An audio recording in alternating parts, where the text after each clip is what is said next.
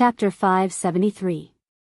Only by witnessing it with his own eyes could he understand how shocking the sword move of the strongest swordsman in the world was. The military parade square of Reki City was extremely wide. Within a radius of thousands of meters, the dense broken raindrops, which were like crystal grains, were quietly and strangely suspended in the air. The sword intent extended from the broken raindrops, stretching the crystals one by one.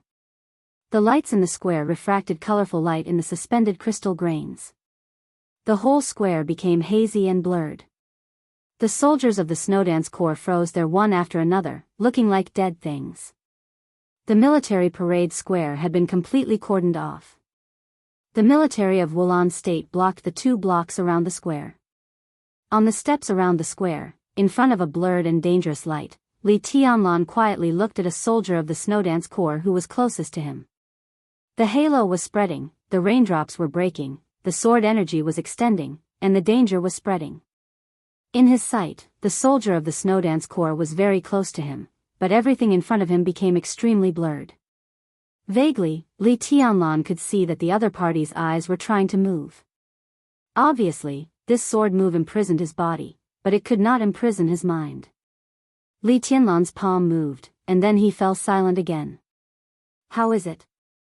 Li Huaqing stood beside Li Tianlan and asked in a gloomy tone. His expression was solemn, but his eyes were extremely cold.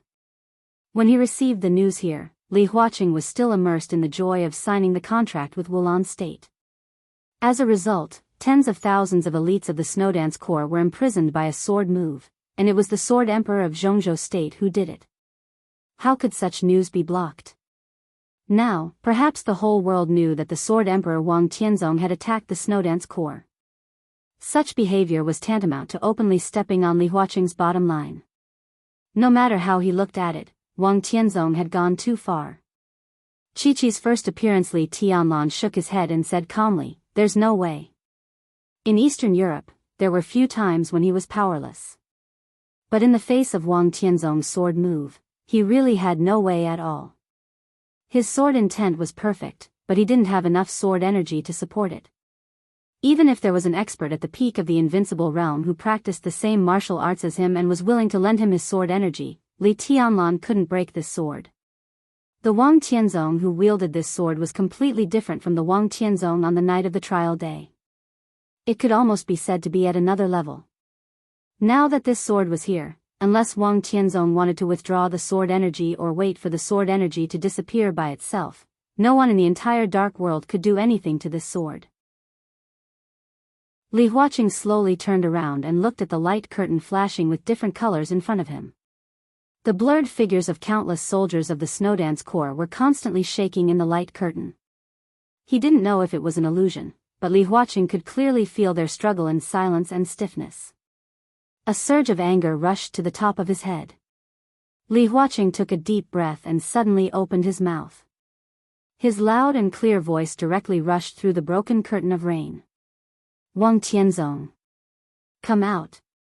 The broken curtain of rain trembled slightly. A drop of rain that had been stretched by the sword chi slowly fell.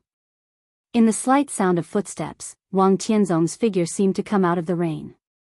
He looked at Li Huaqing and then at Li Tianlan without saying anything. Li Tianlan didn't say anything either. There was no Wang Tianzong in front of him. The so-called image was just a stream of sword energy, but it was extremely real. "Tianzong, what's going on?" Li Huaqing narrowed his eyes and his voice grew gloomier. "They need to stay here for a few days." Wang Tianzong's tone was calm. He looked straight into Li Huaqing's eyes and didn't give in at all. "What's the reason?" "There's no reason." Li Huaqing's eyes almost narrowed into a line. "No reason?" He nodded and suddenly became furious. "If there's no reason, why do you imprison them here? Do you know that these are the most elite corps of Jianghu State and also the corps that have made great contributions to Jianghu State? Wang Tianzong, what do you want to do? Beihai Province is still a province of Jianghu State. Have you considered their position when you do this?" Wang Tianzong's eyes gradually became cold. He nodded and said, "I'm doing this because my position hasn't changed." "Mr. President, you're right. They're the most elite corps in Jianghu state. As a Jianghu citizen, I have the obligation to protect them. This is the last battle, and they shouldn't be sacrificed in vain in such a battle. I left them here for the survival of the entire Snowdance Corps. The last battle? Li Huaqing paused slightly and said in a low voice, "What do you mean?" Wang Tianzong didn't answer. He glanced at Li Tianlan calmly and said meaningfully, "Tribulation went to Mormons." Li Tianlan's face suddenly changed. At the same time, his cell phone suddenly rang. Li Tianlan took out his cell phone. It was Situ Tsanyue's phone number.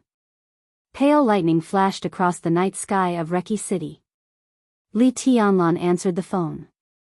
In the messy wind and rain, in the rainy season of Eastern Europe, an unprecedented thunder suddenly shook between heaven and earth. In the lightning and thunder, Li Tianlan, who was holding the phone, turned livid in an instant. The thunder gradually passed. The heavy rain poured down. When the rainy season was about to end, an incomparably wild heavy rain swept through all of Eastern Europe. Lightning raged in the air. Li Tianlan silently put down the phone. The image of Wang Tianzong condensed by the sword energy had disappeared. Li Tianlan looked in the direction of Wang Tianzong across the square and was silent for a long time. In the room with the lights on, Wang Tianzong, who was dressed in a wide robe with big sleeves of the Han costume, was also looking in Li Tianlan's direction with a writing brush in his hand. He watched Li Tianlan narrow his eyes, watch him remain silent, and watch him turn around and leave. "Where are you going?" Li Huaqing's voice sounded. Li Tianlan didn't look back and said calmly, "Mormons." Wang Tianzong laughed. At this moment, he didn't know if Li Tianlan understood, but he had already understood. These were not his plans. At his current height, he no longer needed any plans. Li Tianlan was indeed tricky, but as long as he wanted to, he could solve it in the simplest way. When the Snowdance Corps was imprisoned here, in the vast Eastern Europe, Reki City, Wulan State, there was no young marshal. On the final battlefield, Li Tianlan was just Li Tianlan. That was all. Over the manor of Mormons, the wind and rain suddenly became heavier. The polar night was getting darker. Inside and outside the manor, the hazy fog seemed to have broken free from its shackles and began to fill every corner. The white fog, which represented rich vitality, flowed slowly and lingered in every flower and leaf in the manor. It gathered and did not disperse, looking beautiful and mysterious. The deep black and white fog of the polar night slowly intertwined. Lin Fengting silently walked in the garden, carefully looking at the grass and trees in front of him. His movements were very slow, and his eyes were focused on every flower in his line of sight. Such a serious posture gave people the feeling that he wasn't looking at the flowers at all, but was looking for something. An old voice sounded behind him, and he was a little confused. "What are you doing, sir?" Behind Lin Fengting, the 13th Super Master of Samsara Palace, Xianxia, the Metaphysics Grandmaster of Jianghu State with the code name Tianji, held an umbrella with a puzzled look in his eyes. He had used a mortal fate to connect Li Tianlan's dragon vein with Qin Weibai, and their vitality was closely connected. Now it was time to have a result, so he naturally had to come and see. But he did not know what Lin Fengting was looking for here at this time. Lin Fengting walked slowly, as if he did not hear Xianxuanzi's voice. Xianxuanzi hesitated for a moment and followed Lin Fengting with an umbrella, carefully observing the white fog condensed by fate around him. The frantic raindrops pattered on the pitch-black surface of the umbrella. The flowers and plants shook, the thunder roared, the lightning flashed, the wind howled, and the rain fell. It was noisy. In a trance, Lin Fengting's very soft and low voice sounded, with trance and unreality. "Master, do you think there will be two flowers that are exactly the same in such a big garden?" Xianxuanzi was stunned for a moment. There would not be two leaves, two flowers, or two people that were exactly the same in the world.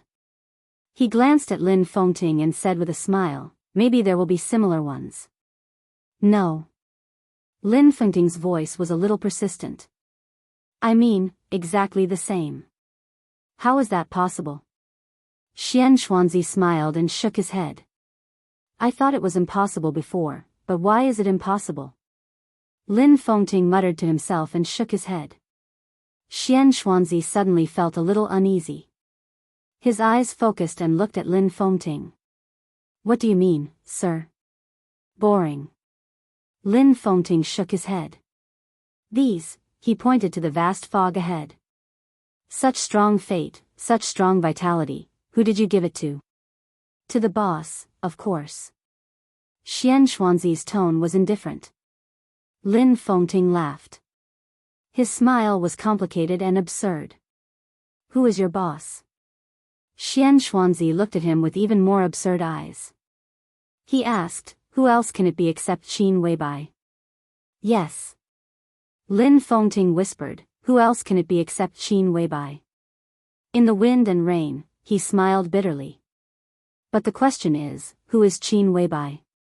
In the dark church, in the almost frozen atmosphere, blood was still flowing. The smell of blood seemed to have a strange fragrance, and the smell that represented sin and desire had begun to fade away. The Pope, who was about to leave, walked back step by step. Angel looked at him, and her calm eyes were like ice and snow. What is the new stream? The Pope stared into Angel's eyes and asked seriously. You don't know the new stream? Angel tilted her head and looked at the Pope. Her voice was hoarse with strange emotions. The Pope said nothing. Of course, he knew the new stream. In the traditional sense, the new stream was also a sect that believed in God. In the eyes of ordinary people, there was no difference between the Vatican, the Eastern Church, and the new stream. But because of their different interpretations of the same faith, they were strangers to each other and even regarded each other as heretics. The Vatican was powerful. It was entrenched in Eastern Europe and spread all over the world. The Eastern Church was also deeply rooted in Eastern Europe.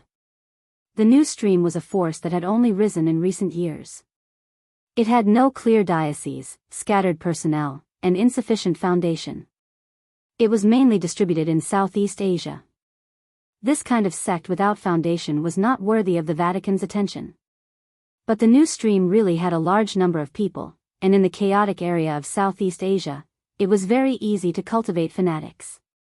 So the new stream had developed very fast in recent years and had vaguely become the third force besides the Vatican and the Eastern Church. But at this moment, the Pope was not sure if the Protestantism that Angel was talking about was the Protestantism that she knew. You joined the new stream? The Pope's voice suddenly became extremely cold. I didn't join the new stream. Angel's voice became more and more difficult. I said that before today, I had a clear conscience about the Vatican. The Pope looked at Angel coldly and did not speak. I didn't join it, but it doesn't mean that I haven't been in contact with the new stream. I am the Holy Virgin of the Vatican. The new stream is developing very fast. I very much hope to absorb the new stream, let the new stream accept our ideas, and then become our new diocese. Did you see the Pope of the new stream? The Pope suddenly asked. No. Angel shook her head. I didn't see the Pope. She smiled. But I saw the Holy Virgin of the new stream, whose status is even higher than the Pope. She said quietly, but the Pope's body suddenly became extremely cold. It was raining heavily. The conversation between Angel and the Pope came to an end. The conversation between Mellad and the mysterious Majesty also came to an end. There was silence at the end. Listening to Angel's encounter, His Majesty did not speak for a long time. Mellad waited quietly. But the longer he waited, the more he felt that something was wrong. You mean that Arsis arranged a lot of confidants for Angel? / to be exact, there are 16. Mellad said seriously. That is to say, Angel had 16 men overnight? His Majesty's voice was very cold. Then he sneered. Do you think it's possible? Mellad seriously thought about the situation at that time. From his standpoint, he really wanted to see such a hot scene where the saint warriors insulted the Holy Virgin of the Vatican. Therefore, he paid special attention to this matter. He carefully recalled and confirmed again, that's the truth. Bullshit. His Majesty suddenly scolded angrily, with Angel's character, purity is her bottom line. She only has tribulation in her heart. Tell me, under what circumstances would she let more than 10 men insult her? Mellad was silent for a while and tentatively said, when she can't resist. His Majesty was not amused by his dry humor. He thought slowly and said, it's impossible for Angel to have no room to resist. There's something wrong with this matter. It's impossible. His voice was silent for a while, and he suddenly asked, how many times has Angel been in contact with the Samsara Palace? As far as I know, there was only one time in the Holy Land. Mellad said, that night, I saw Qin Weibai and Lin Fengting. Angel was also there. His Majesty said, did Lin Fengting attack you that night? Yes. Mellad nodded. You were unscathed? His Majesty's voice became more and more gloomy. Yes. Mellad still nodded. Lin Fengting is just a so-so. Although his sword is strong, it's very slow. It's too slow. His Majesty's voice suddenly rose. It's so slow that you don't know how many things you've missed. He took a few rapid breaths and said coldly, didn't you notice the time after it was over? How long did it take for Lin Fengting to attack with that sword? 10 minutes? Or half an hour? Mellad opened his mouth, but his heart suddenly sank. He didn't know how long it took for Lin Fengting to attack with that sword that night. He didn't know if he had noticed the time. At this moment, he tried hard to recall, and suddenly found that he had no impression of the time that night at all. The wind and rain filled the sky. His Majesty hung up the phone. Under the gloomy polar night, the roar of the engine with a crazy meaning sounded faintly. The bright headlights rushed over like two raging tides and rushed straight to the church. The sky was full of killing. At the same time, the atmosphere in the church hall had completely frozen. The Pope regained his indifference. Angel, there was a sigh in his voice. Angel suddenly raised her head and looked at him. My name is Situ. She laughed softly. In an instant, all the Pope could see was Angel's figure. Her figure was so tall, so clear, and so beautiful that it almost occupied the whole world. The Pope was at a loss for a moment and suddenly woke up. This was an absolutely pure spiritual domain. This was the transcendent realm. The Pope suddenly retreated, and his voice became extremely high as he retreated. Kill her. The sound of a heavy object falling to the ground rang out without warning. Before Arsis came back to his senses, around him, one after another, the saint warriors who had once insulted Angel with a grim smile had fallen silently. The hall of the church was still extremely dark. But the light was changing slightly. In a trance, Angel, whose limbs were nailed to the cross, was bleeding. But the smell that was full of desire was moving away. Her body was no longer naked. The torn white dress reappeared on her body, extremely clean and tidy. Arisis's eyes widened in disbelief. Was everything just an illusion? How was it possible? Angel, who was wearing a white dress and bleeding, slowly opened her eyes. Trash. She looked at Arsis, and there was undisguised arrogance in her tone. I said that you are a clown, and I have the will and spirit that you lack the most. How dare you insult me? Arisis's huge body suddenly trembled. Extreme anger swallowed all his reason in an instant. The whole night, all the scenes, the cruel revenge, the desperate struggles and wailing, were all the scenes he had imagined? Now Angel's dress was neat and tidy. When the illusion disappeared, she was so arrogant. You, Arisis's fingers kept trembling. Angel glanced at Arsis coldly. Arisis's face was angry and resentful. In Angel's spiritual domain, he didn't feel anything strange, but Angel spat out a mouthful of blood directly. At the same time, the Pope's aura also quickly weakened. The Pope's figure began to retreat quickly in the darkness, but his order did not change. Arsis, kill her. Angel laughed. Outside the church, the wild and galloping vehicle crashed into the church. In the polar night sky, there was a fire burning in the continuous heavy rain. Angel's body straightened up and she said calmly, "Everything you did tonight is blasphemy. You are guilty." Chapter 574. The Pope quickly stepped back. He had been standing on the altar all his life, controlling people's hearts, and his words were law. It could be said that he was extremely brilliant. But at this moment, he felt an unprecedented danger. Danger. This was a feeling that the Pope had almost forgotten. From the above-board political circles of various countries to the dark and bloody dark world, he was ambitious, bold, invincible, and domineering. But he never felt that anyone could threaten him. He really didn't understand martial arts, not at all. But in the spiritual field, he was truly invincible, and no one could kill him. But at this moment, the omen of death was so clear. It was like a dark shadow was crazily spreading over. The surrounding space was collapsing and the earth was cracking. Stars were falling and light was disappearing. Deathly silence and coldness spread over with an almost eternal darkness, swallowing everything like an abyss. Countless scenes kept changing in front of him, and finally returned to reality.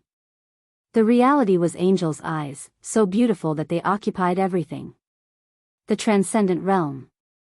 At this moment, the Pope could finally be completely convinced that in his invincible spiritual field, there was now an opponent who could compete with him. The traitor of the Vatican, the Holy Virgin Angel, had also entered the transcendent realm. How was this possible? The Pope only felt that everything that had happened today was extremely absurd. Everything that Angel had experienced, all the insults, and the sinful desires, were all illusions. But when he was unprepared, even he was deceived. A faintly discernible sense of panic gradually took over his consciousness. The Pope's retreating figure suddenly stopped. In an instant, his pupils condensed and shrank, and there was a pure and flawless silvery white color between his eyes. This was the most powerful and perfect will in the entire dark world.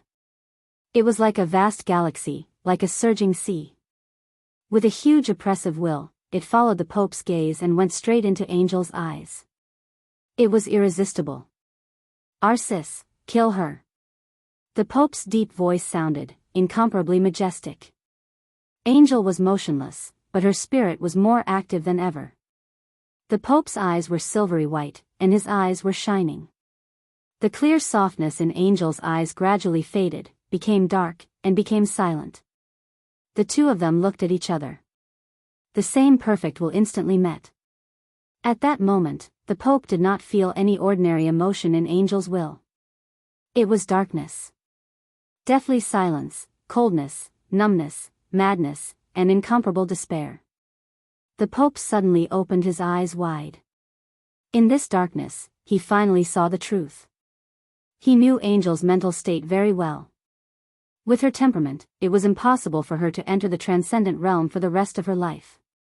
Even at her peak, there was still a long way to go before she could enter the transcendent realm. After encountering tribulation, her mental state had been unstable.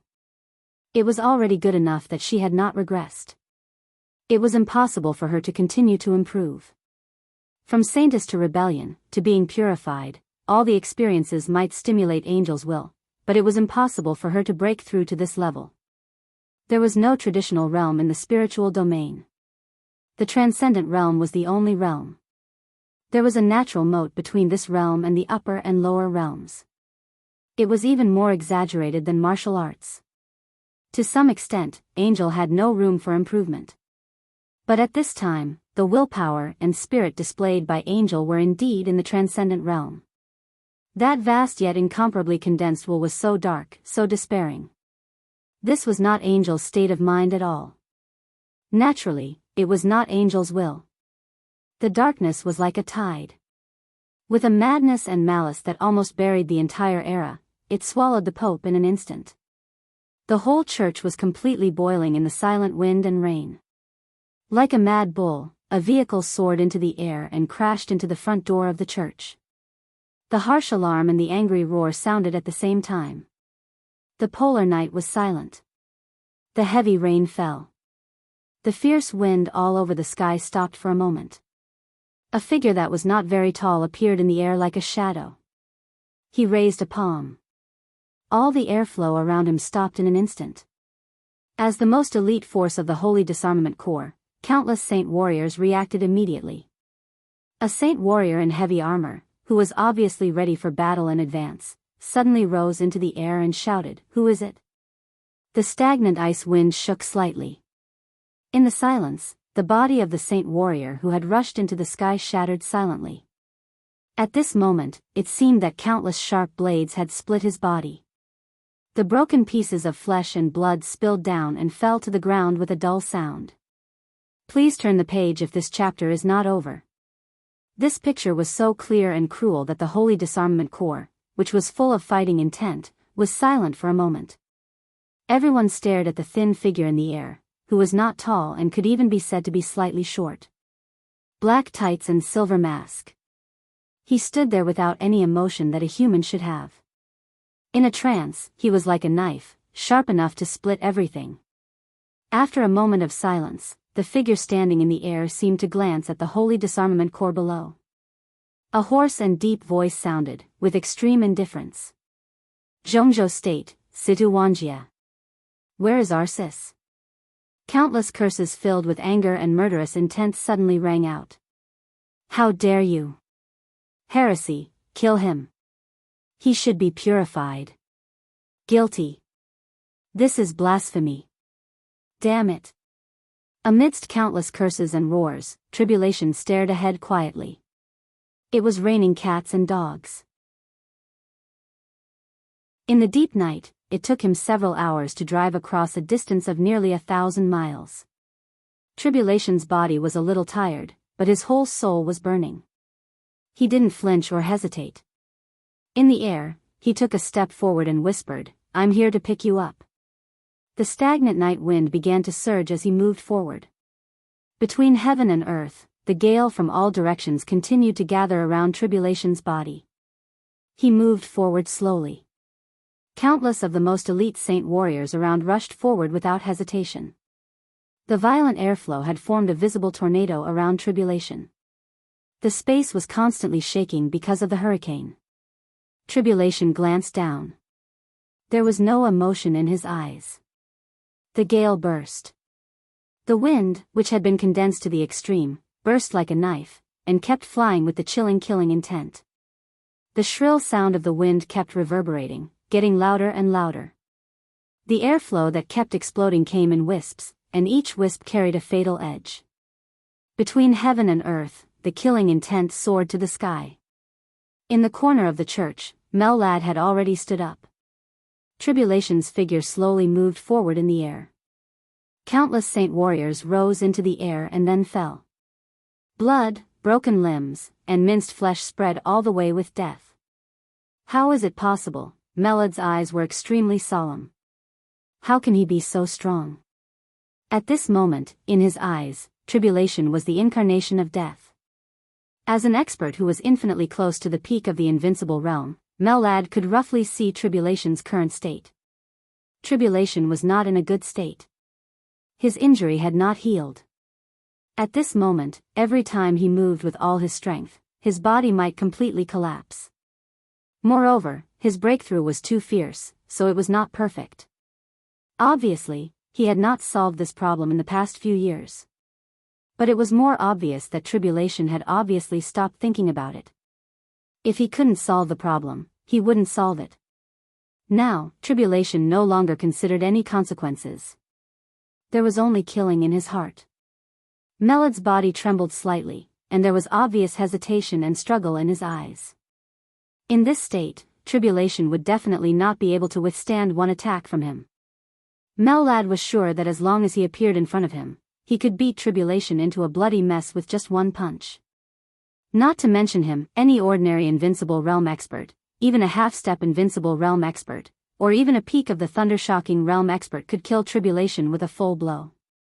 But similarly, any Invincible Realm expert, close to the peak of the Invincible Realm, or even at the peak of the Invincible Realm, would not be able to withstand a blow from Tribulation. In this state, anyone was qualified to bet life and death with tribulation, but he was also qualified to bet life and death with anyone. His body was extremely fragile, but at this moment, the sharpness he showed had far exceeded that of an ordinary invincible realm expert.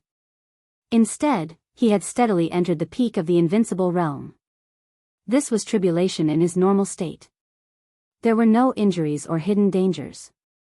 As the strongest assassin in the dark world, this was his own sharpness. I told you, don't underestimate tribulation. His Majesty's voice sounded in the phone, extremely low. And why do you look down on him? What's the concept of breaking the existing martial arts and entering the invincible realm when he is in the chi-controlling realm? This proves that since the 4 realms of martial arts, his chi-controlling realm is the most perfect. In terms of the chi-controlling realm alone, he is even more perfect than the chosen one. Who dares to look down on such a monster? His breakthrough is so fierce that he can't exert all his strength at all. But if he doesn't care about anything, who can stop him in front of us? This is a peak assassin who can gamble with the life and death of an expert in the peak of the invincible realm. His Majesty's voice was a little emotional. The Vatican is finished. Mellad hesitated for a moment. This chapter is not over. Please turn the page. Stop him. His Majesty's voice suddenly became extremely cold. At least hold him back. Angel must die. I can't hold him back. Mellad smiled bitterly without hesitation. It was easy to kill such a tribulation, and it was also easy to be killed by him. But it was not easy to hold him back. It was as difficult as ascending to heaven. The will that represented the darkness surged wildly. Time was going back in a hurry. Angel looked at the Pope in front of her. In a trance, she seemed to have returned to the Holy Land more than a month ago, to that night in the hotel in the Holy Land. In the hotel room, Mellad stood beside her. In front of them were Qin Weibai and Lin Fengting. The hidden patriarch of the Lin clan began to draw his sword. The sharpness of the sword was so strong that everyone ignored everything else. The memory that seemed to have been sealed and deliberately forgotten appeared in her mind, becoming clearer and clearer. A voice sounded in her ear. Are you Tribulation's woman? Angel was shocked. In the room, Lin Fengting's sword was still moving forward. Its sharpness was at its peak, but its speed was getting slower and slower. Everything was like a completely frozen oil painting. Only her thoughts were still normal. Who are you? She looked at Qin Weibai and asked with vigilance in her eyes. I'm Qin Weibai. Qin Weibai said something nonsense. Angel became more and more vigilant. She was a little uneasy and subconsciously wanted to retreat. You should see this. Qin Weibai stretched out her palm. Suddenly, the whole world compressed toward her as she raised her palm. The surroundings were getting smaller, and the world was getting smaller. The room was constantly shrinking, completely imprisoning her in place. The opponent's will was extremely tyrannical, suppressing her in place. A hazy light appeared in Qin Weibai's palm. The light was dense and colorful, like a dream. Angel desperately wanted to look away, but her body was out of control. Her eyes were fixed on the light in front of her. The light flowed slowly, like the joys and sorrows of partings and reunions, flashing one scene after another. It was like the secular world, containing the epitome of an era, and also like martial arts. There was sword chi roaring and growing. The 6 paths of reincarnation broke out to the extreme and destroyed everything. The 10 skills of true martial arts blocked all directions, leaving no grass in the unique domain. The 24 moves of swords shattered the sky and tore the world apart. The starry sky was vast, and the shadows were flowing. Ice, wind, thunder, and fire were constantly changing. This was everything. What she wanted to see, she could see in it. Angel was extremely scared, as if she had seen the legendary Pandora's box. She knew what it meant. This was the embodiment of a strong will that was infinitely close to the extreme. The transcendent realm. In front of this light, her thoughts were extremely vague, but also extremely clear. Are you, in the transcendent realm? Not yet. Qin Weibai stared at the light in her palm, and she was also in a daze. No one knew what she saw in this light. But it's very close. What do you want?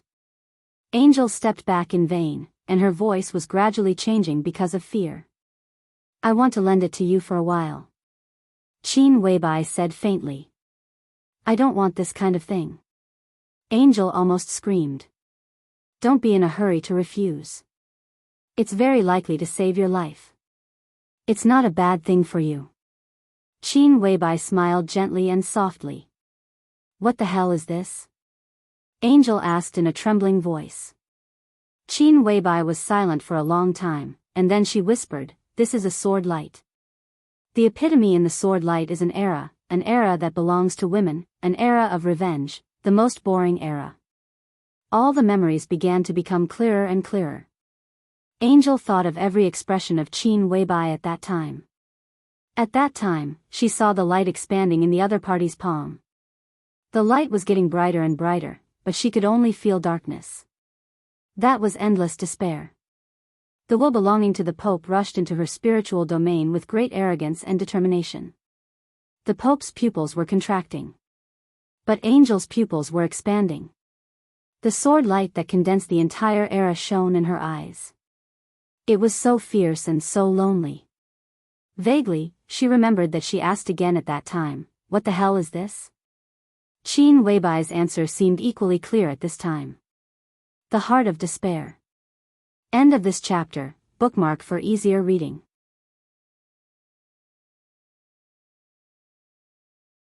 Chapter 575.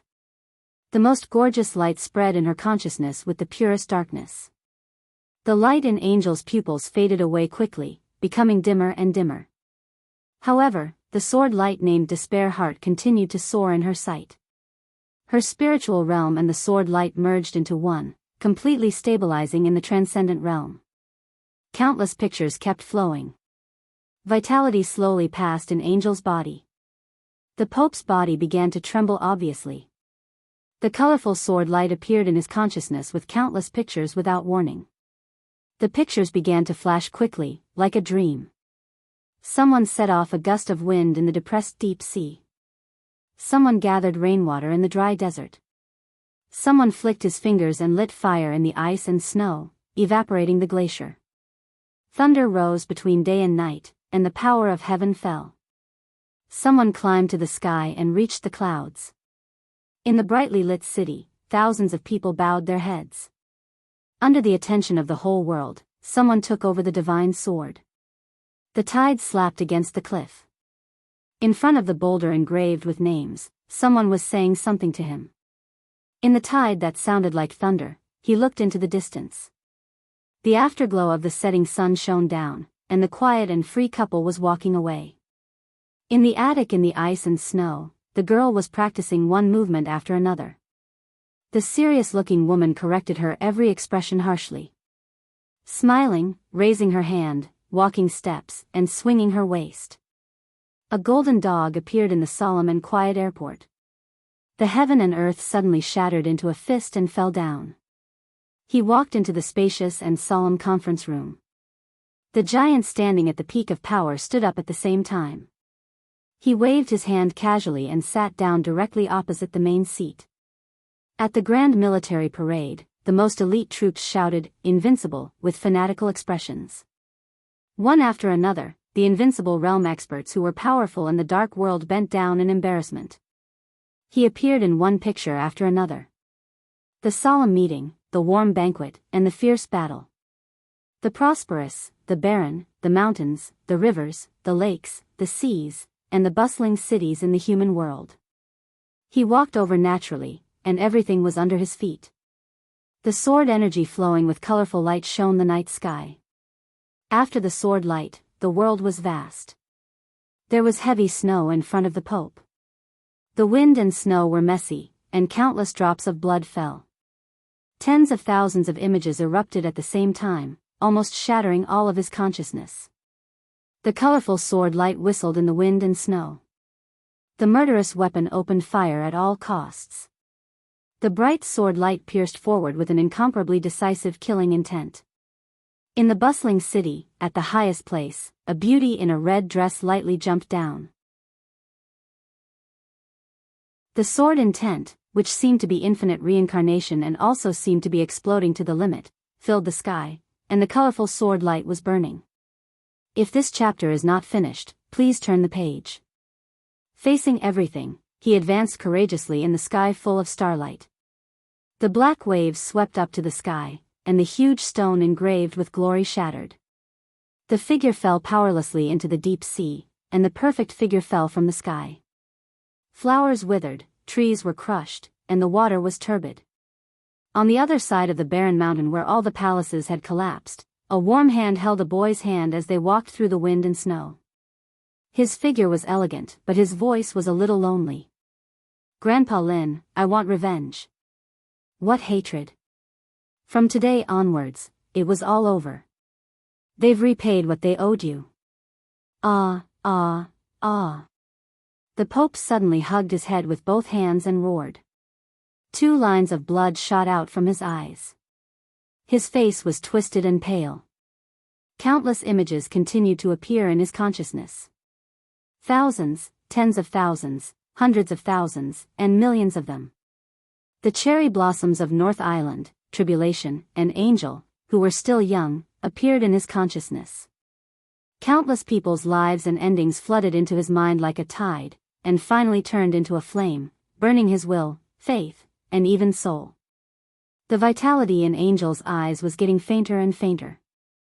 The Pope struggled to raise his hand. Puff! In front of Angel, Arceus held a slender samurai sword and directly pierced Angel's chest. All of Angel's vitality began to break under the sword. There was no future anymore. This was real despair. She closed her eyes, and all her will began to burn like never before, as if she was going to destroy everything. A mouthful of blood sprayed directly from the Pope's mouth. His aura quickly weakened, and even his raised palm began to tremble violently. He gasped hard, and his voice was rapid and hoarse. "Purify, purify this heretic." The wind and rain were like knives. Outside the church, it was completely a hell-like charaba. Tribulation's figure moved straight forward in the air. One shadow after another began to condense around him. He was walking, and so was the shadow. The extremely cold and cruel killing intent was surging and boiling like a raging tide. Countless people in the Saint Warriors stepped on the air and flew up. Tribulation was moving. The shadow was also moving. The shadow, which perfectly replicated all of Tribulation's movements, was a machine specially designed for killing and survival. The strong wind and heavy rain rotated around the shadow, as cold as a blade. The raging fire went out. The thunder disappeared. The thick ice wall turned into powder in an instant. Blood flowed down. The broken bodies and pieces of flesh kept splashing. Tribulation's face was expressionless. It seemed that he had never been like this in his life. He moved forward seriously, killed, and was so focused. "Everyone, this chapter is not over. Please turn the page." In front of him, they were both nonentities and opponents. Ice-condensing realm, fire-flaming realm, thunder-shocking realm, peak of thunder-shocking realm, and even half-step invincible realm. Tribulation went all out to deal with every opponent. One blow. Only one blow. No matter who stood in front of him, he was turned into flying pieces. Flesh and blood. It was calm, but it moved forward with indomitable will. More and more Saint Warriors gathered, but fewer and fewer of them attacked. The Saint Warriors began to retreat. And Melad's figure finally walked over from the corner of the church with difficulty. Before today, Melad had never thought that he would be afraid of anyone. As an expert who was infinitely close to the peak of the invincible realm, he would not be afraid of any battle under any circumstances. After all, even if he was not an opponent, he could leave the battlefield calmly. But at this moment, in the face of tribulation, although he did not want to admit it, he had to face the fear in his heart. This fear was so strong that every step he took was incomparably difficult. This was the opponent that Melad was most unwilling to face. Such a tribulation, in front of him, this was not a battle at all. It was a gamble with his life. His Majesty asked him to hold the other party back. But he couldn't hold him back at all. No one could stop Tribulation in this state. Such a battle was really a moment of life and death. Bang! There seemed to be something breaking in the church in front of him. An incomparably weak but extremely sharp voice rang out. It was Angel's voice. You will all be buried with me. In midair, Tribulation suddenly raised his head. The shadows around him raised their heads at the same time. The wind and rain paused slightly in the air. The sharpness that was enough to tear the night sky suddenly burst out. Tribulation reached out his hand, and the shadows around him made their moves at the same time. The wind and rain hovering in front of him gathered together at the moment he made his move. With a push of his hand, it turned into a hazy arc of light. The water rippled. The next second, blood bloomed. Mellad suddenly gritted his teeth. His body rushed up into the sky with countless residual shadows. Like a bolt of lightning, he pounced on Tribulation. The moment when it seemed to become extremely fast and then extremely slow, Tribulation glanced at him. His eyes were extremely calm, without any emotion or life or death. He put his palm up. The black shadows around him dissipated. A sharp sword chime filled with killing intent suddenly sounded between heaven and earth. With the vast heaven and earth as the sheath. With the wind and rain all over the sky as the sword. Without dodging, Tribulation stared at Mellad. His arm fell, and he directly slashed with his sword. End of this chapter. Bookmark for easier reading. Chapter 576. There was no feeling that could describe this sword. Tribulation raised his arm, and wind and rain gathered silently. A sword with water light was unsheathed between heaven and earth. Before the sword intent was released, a fierce murderous aura had already rushed toward him. The sword formed by raindrops burst out with an incomparably bright light in an instant. The sword light leaped out of Tribulation's hand. Without a sound or presence. All the space in front of Tribulation was completely distorted, and then it was torn apart by this sword. The silent void spread straight with the sword light, moving forward. Countless afterimages completely merged with Mellad's real body. The darkness swallowed him up, and the sword light followed. His figure was swallowed up by the void, and all his punches in the air were smashed into the void. The soundless punch suddenly roared in the silent nothingness. Mellad's eyes were focused and solemn. His body kept shaking in the void, and the shadow of his fists with endless power instantly covered every inch of the darkness. A light shone in the silent and dark void. A hazy and cold clear light spread out crazily with his continuous punches, like stars. Starlight appeared in the silent void. The starlight shone, mysterious and vast. Charge. Without the slightest hesitation, Mellad's figure directly began to charge at full speed. It was as if endless starlight had filled the night in an instant. The dark void was torn into pieces. The distance between the two sides suddenly narrowed. The sword light, which was composed of water light, was not fast, but it could not be avoided at all. It flew over and collided with a hazy group of stars. Mellad's body suddenly stiffened in the air, and his expression became a little strange. Tribulation continued to move forward without stopping. 1 step, 2 steps, 3 steps.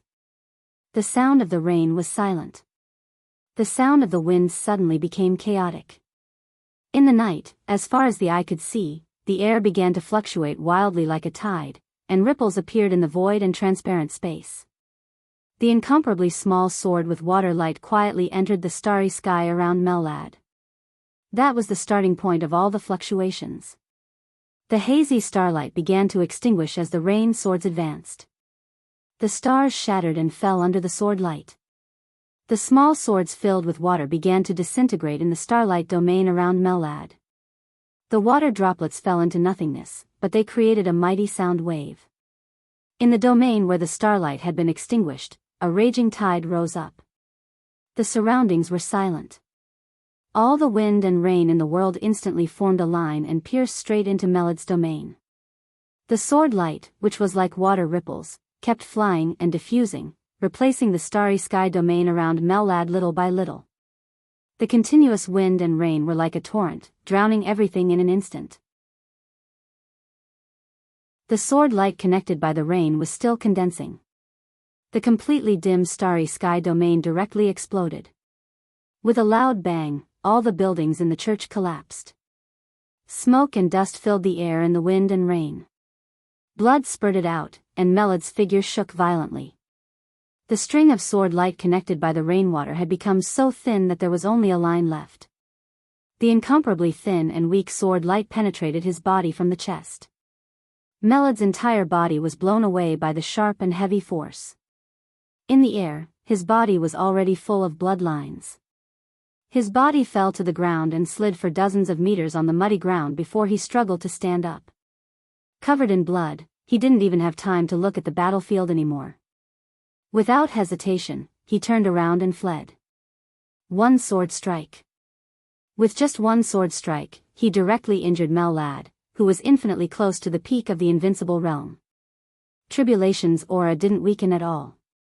Instead, it became stronger and stronger. Tribulation, who was completely reckless, might have the weakest body among the invincible realm experts at this time, but in terms of attack power, he could almost be the best in the world. Tribulation continued to move forward. In front of the collapsed main hall of the church, smoke and dust were flying all over the sky. The rain fell again. This chapter is not over. Please turn the page. In Tribulation's sight, there seemed to be a white robe staggering away. A fire lit up in the church in front of him. A huge cross rose into the sky. The blood-stained white dress swayed in the wind and rain, but the blazing white flame was burning in the wind and rain. The flame swayed in the void, gradually went up, and swallowed Angel's body little by little. Arceus took Angel's body and flew higher and higher. His loud voice was accompanied by an incomparably strong and violent aura that swept through heaven and earth, majestic and indifferent. Heretics, you will all die here. Tribulation raised his head and looked at the raging fire burning in the air. Without hesitation, he strode forward. The raging fire hid Angel's figure, but her voice resounded through the night sky in an instant. The flames burned her body, but her voice was still calm and soft, with the solemnity and holiness of a chant, mighty and mighty. You all have selfish desires and have betrayed the Lord's way. In the future, you will definitely bear the fruit of sin. Deity's figure rushed through the ruins. The loud noise was still roaring. A large number of church buildings were collapsing and shaking. Several black shadows lined up straight in front of him. Tribulation's movements were getting faster and faster. A red radiance lit up without any warning. The figures in his sight were gathering rapidly. Silent, swift, fierce, and disregarding life and death. A large number of ruins rose into the sky. Under the ruins, a figure covered in a black cloak suddenly rose. The raging fire was burning in his hand. All the nearby metal was refined into an iron rod in the shortest time possible. The iron rod broke through the air and smashed down on Tribulation's head. Another wave of red light shone. The two red lights merged into one, and a domain with a strong sense of confinement rose out of thin air. More and more figures began to appear. He took a step forward. At this moment, Tribulation's movements had been extremely simple. The iron rod that shook the space was directly held by him with one hand. The metal began to melt and turn into molten iron. Before the molten iron fell to the ground, the storm-like attacks had directly fallen on the other party. The other party had no weapon in his hand, but there was no hesitation or defense in his every move. Tribulation was attacking. The other party was also attacking. The Lord is merciful, but he can't forgive your sins, because you have lost your way. The crazy attacks broke out to the limit in an instant. Tribulation didn't stop at all and kept moving forward. But the violent attacks didn't tear the other party's body. When the attacks hit the other party's body, there was a fierce sound of metal colliding. Flesh and blood splashed out. His body was deformed, like a piece of flesh and blood supported by a large amount of metal, extremely ferocious and ferocious. Charge! Charge! Charge! Tribulation's front, back, left, and right constantly rushed up without any disguise. Everyone's body was constantly changing. You should pray and get inner peace. Even if the Lord is not listening, you can refuse the temptation of the devil. Bang! A loud roar suddenly sounded.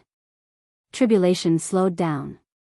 The sharp aura on his body instantly became extremely heavy, as if it was in harmony with heaven and earth. Several black shadows merged with his real body. Tribulation's momentum continued to soar. In front of him, the skeleton that had been transformed by metal was getting taller and taller. Tribulation took a step and waved his fist. The space was completely broken in an instant. The fire lit up. The huge metal skeleton was completely shattered in one punch. The explosion with strong destructive power swallowed Tribulation's figure. The roar almost shook the whole city. There was a rapid and strong heartbeat in the aftermath of the explosion. Please turn the page if this chapter is not over. The thin and short black figure with a silver mask was like death walking out of the fire. The killing intent that seemed to be real rushed out with a strong sense of death. Another punch. The explosion sounded without any suspense. In the huge explosion, Tribulation's body shook. Tiny metal fragments had penetrated his body. Blood kept flowing, but Tribulation's momentum did not decline at all. His aura was still rising, as if it would never end. You stare at hell, and hell stares at you. The domain with red light began to shrink slowly.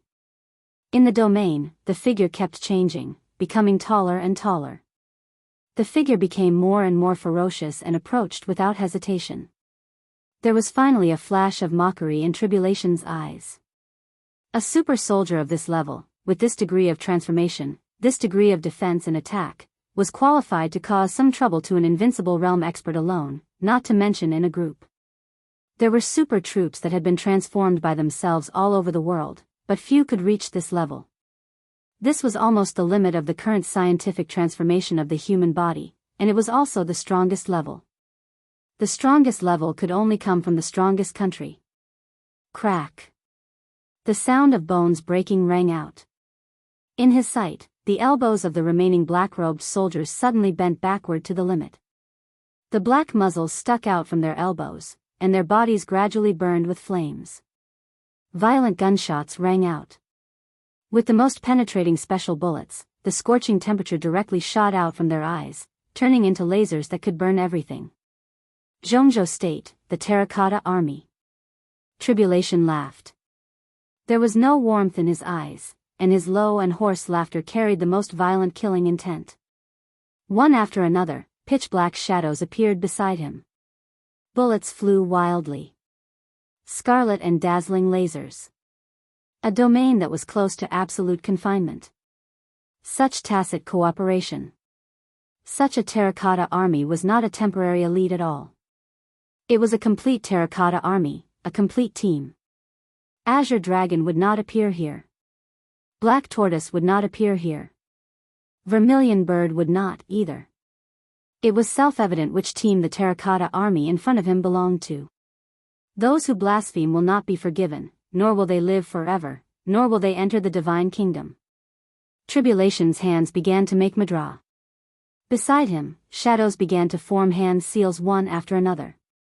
The straight lasers instantly broke into countless pieces and flew everywhere. The bullets in the air exploded in the air, and cracks appeared in the red domain. The large ruins under his feet began to tremble, and the fierce wind rose. With Tribulation as the center, heaven and earth within a radius of tens of meters became completely chaotic in an instant. All-embracing collection. Tribulation's palm made the last mudra. His body glowed. Angel's calm voice continued to ring, like the end. The Lord has sent a messenger. The sinner will fall to hell forever. The light burst out. The shadows around Tribulation were blown by the strong wind. The strong wind disappeared. An incomparably gentle stream of air blew past him. Tribulation's eyes were dead and empty. A whole group of terracotta army was still charging forward. As the wind blew, their bodies began to disappear, turning into the finest powder, swirling in the air. In front, the blazing white fire had completely swallowed Angel. Arsis stood high in the sky and looked down at him, his face full of rage. Tribulation glanced at him, stepped forward, and whispered, "I'm here to pick you up." End of this chapter. Bookmark for easier reading.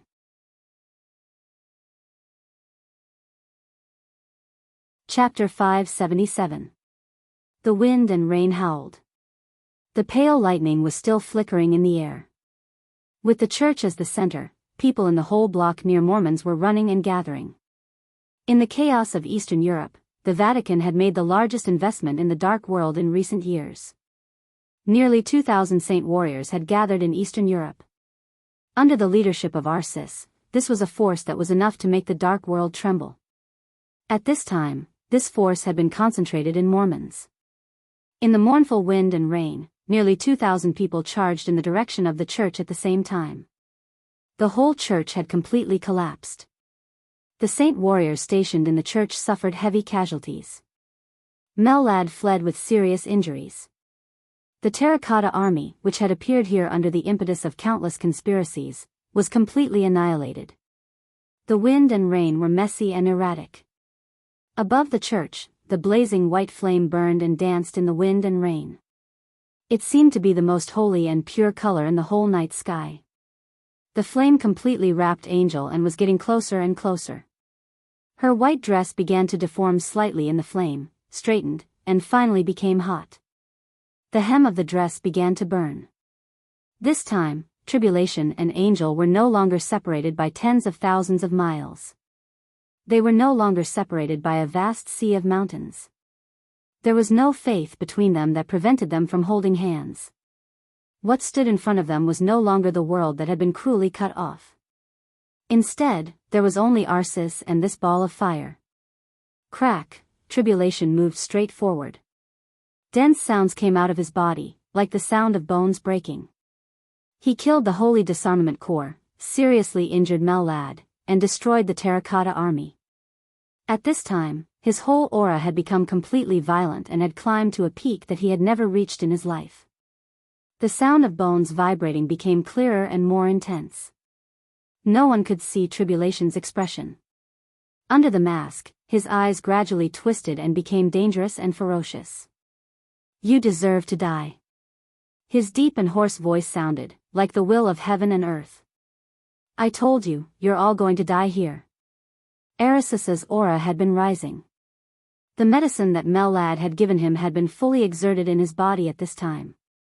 The domain belonging to the peak of the invincible realm continued to gather around him, and finally turned into a miniature domain with a radius of only a few meters. The domain, which was condensed to the extreme, firmly imprisoned Angel's body in the air.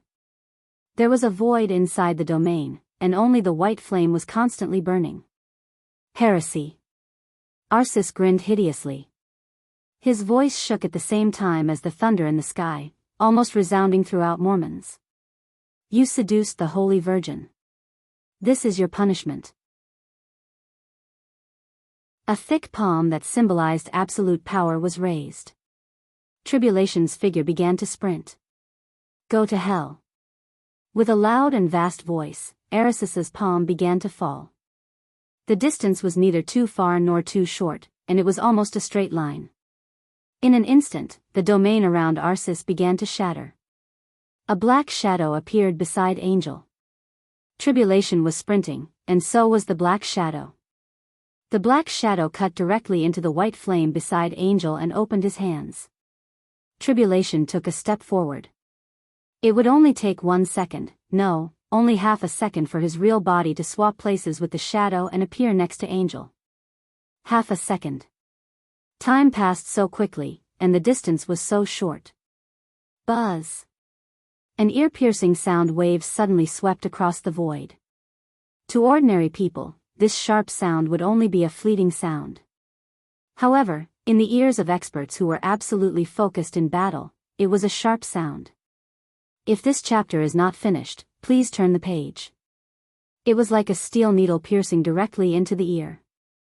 The domain around Arceus was completely shattered by Tribulation's sudden advance. But before Tribulation had time to change his position, a new domain had appeared beside him again. This was not a man-made domain, but the power of science and technology. Strictly speaking, it was a magnetic field. The huge magnetic field enveloped Tribulation without warning. Because the extremely strange suction came from all directions and acted on Tribulation's body in an instant. Puff! Tribulation, whose attack power was the best in the world but whose body was already extremely fragile, suddenly deformed in the huge suction. Countless bones were dislocated in his body, and blood flowed from every part of his body. There was no time to react. As soon as the magnetic field appeared, Tribulation was seriously injured. In a very short period of time, all that was left in front of Tribulation was the silver disc that suddenly appeared in front of him and was spinning wildly. The silver disc was extremely three-dimensional, less than 1 meter long. As it rotated at an extremely high speed, all the wind and rain around it were repelled by it. The pure magnetic field completely acted on Tribulation's body, making his footsteps that were about to step out completely stiff. Anyone who had a certain status in the Dark World or knew Jianghu State very well would not be unfamiliar with the disc in front of them. This was a luxury that the whole Dark World dreamed of, and its status was even second only to murderous weapons. This was the combination of cutting-edge materials and cutting-edge technology. The so-called disc had a name that was famous in the Dark World.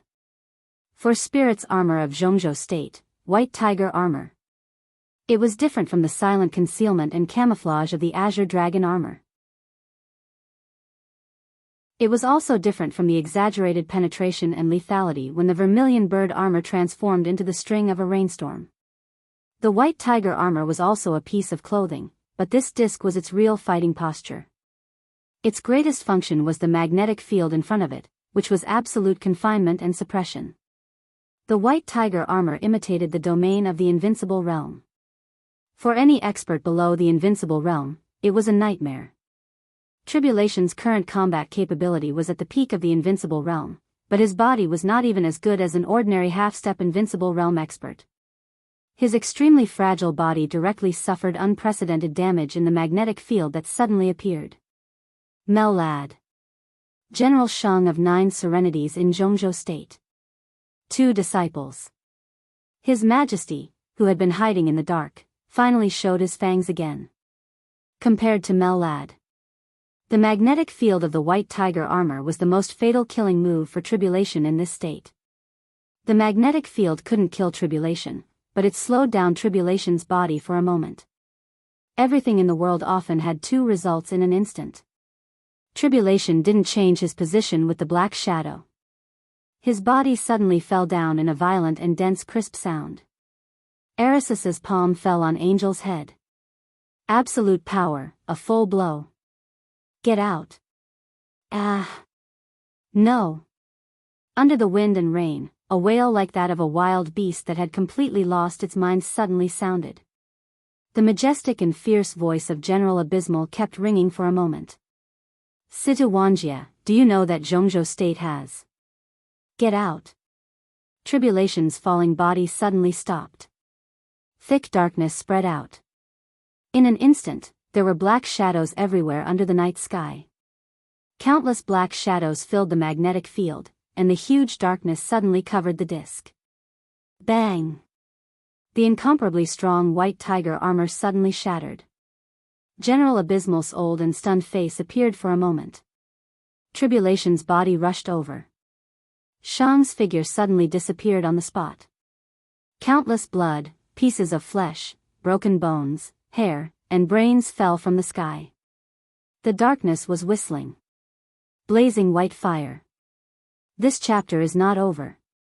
Please turn the page. The flames were burning fiercely. Under the huge force, Angel's body suddenly fell. The flames around her suddenly surged, extremely fierce. The custom-made white dress turned into dust. Angel's body began to disappear in the flames, bit by bit. Bright and dim, between life and death. The blazing white flame dimmed for a moment. Angel, with a ferocious knife wound on her face, glanced at Tribulation in a trance. Thousands of words, deep feelings, vows of undying love, and unswerving love were so small in the face of death. But Angel's final will rushed out at the moment of life and death.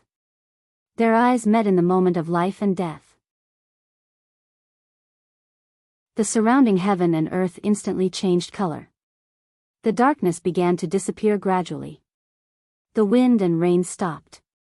The sun appeared in the polar night, and the whistling cold wind began to warm up. The flat and soft ground extended forward, and at the end was a sea. The sea was vast, and the mountain vaguely appeared in the line between the sky and the sea. The sun of the North Island jumped under the cherry blossom tree, and the cherry blossom petals flew in the air, danced, and fell. A young and inexperienced yet incredibly pure girl walked toward her. "Are you from the North Island?" "Oh, Jianghu State. I haven't been there yet. My name is Ariel, from Italos. You like cherry blossoms, too? You can take me with you. Can we really meet again?" "I'm sorry." Countless cherry blossoms fluttered and almost covered the whole sky. The holy girl got closer and closer. Her voice sounded as if it was far away. "Take me away."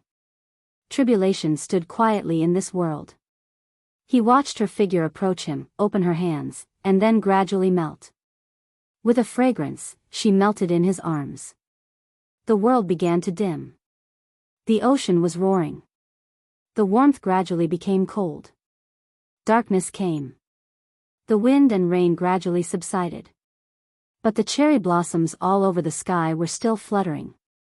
Tribulation raised his head in a daze. In front of him was Arsis, who was exuding monstrous killing intent. Shang's broken body fell.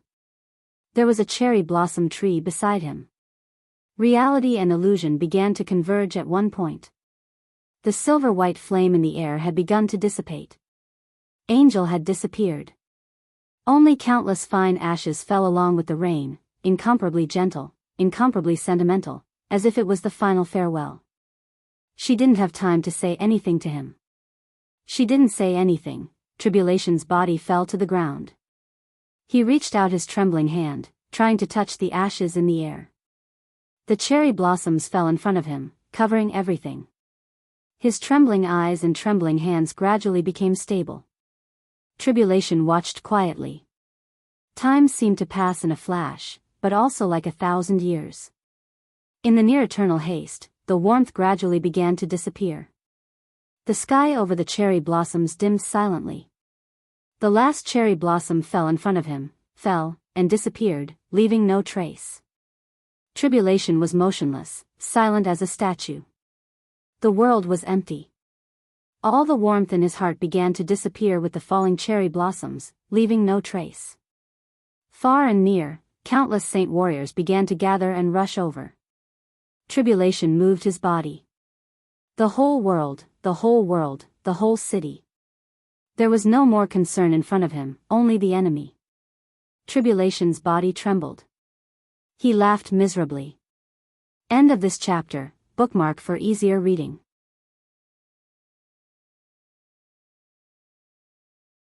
Chapter 578. He laughed bitterly without making a sound. Tribulation raised his head. The cold mask covered his face, suppressing all his emotions and holding them in his heart. A faint wetness flowed down the mask. It was extremely cold, with the last hesitation and timidity. The thunder in the sky gradually faded away. The heavy rain that had covered Eastern Europe for several days and nights finally stopped. The world was silent. A depressing and strange atmosphere began to ferment and spread rapidly. Tribulation stood there, as if he had no consciousness. More and more saint warriors rushed into the church, but at the same time, they slowed down their pace. Figures began to gather and surround the church. Layers of saint warriors moved forward quietly, as if they were afraid of waking up something. Arsis had landed on the ground at some point. His body was quietly tense. He looked at Tribulation without speaking or making a move. At this moment, the rising momentum of Tribulation had completely disappeared. He was standing there, but it was like a touch of darkness that could be seen everywhere in the night sky. It was natural, as if he did not exist at all. Arasis's reason wanted him to take action directly, but his inner intuition kept urging him to retreat. The faintly discernible danger quietly surrounded the whole church, and the source of the danger was Tribulation, who was in a daze. The sun and darkness coexisted in the sky. Reality and illusion seemed to have completely merged together. The temperature was so cold. Standing here, Tribulation could clearly smell the fragrance of flowers from North Island. The cherry blossoms fell, and Angel's figure completely disappeared. Tribulation reached out in vain, as if he wanted to catch the floating ash in the air. But the night sky after the rain was clear and cold. The world seemed transparent and so fragile that it made people desperate. There was nothing left. After all, there was nothing left. The past came like a tide and went away with the wind. Tribulation had thought of many possibilities and fantasized about charging many times. The two young men and women, who had met for a short time but had made their souls intertwine, met again. They either loved each other and killed each other with a clear distinction between life and death, or told each other affectionately, or had no choice in Jianghu, or, these fantasies had appeared in Tribulation's mind again and again. However, as time passed year by year, in the long time that could almost make people let go of everything, they had never seen each other again. Until this year, until tonight. There was no clear distinction between life and death, no affection, and no helplessness. The man and woman who missed each other didn't even have time to say a word after many years of separation. Just a glance. Life and death had so cruelly separated them into two different worlds. Tribulation's heart was completely empty, and there was only despair. I can't take you anymore. Tribulation's voice was erratic and weak. As the night breeze blew past, it seemed to carry the floating ashes with it. Tribulation took off his mask. The mask, which was mixed with many special alloys, turned into dust in his hands. His face was deathly pale and lifeless, carrying countless joys and sorrows. It was extremely miserable. He slowly turned around and looked at Arsis. Why? At this moment, Arsis almost instinctively wanted to turn around and escape. The malice and danger that had always lingered in the night almost turned into a substance and shrouded him.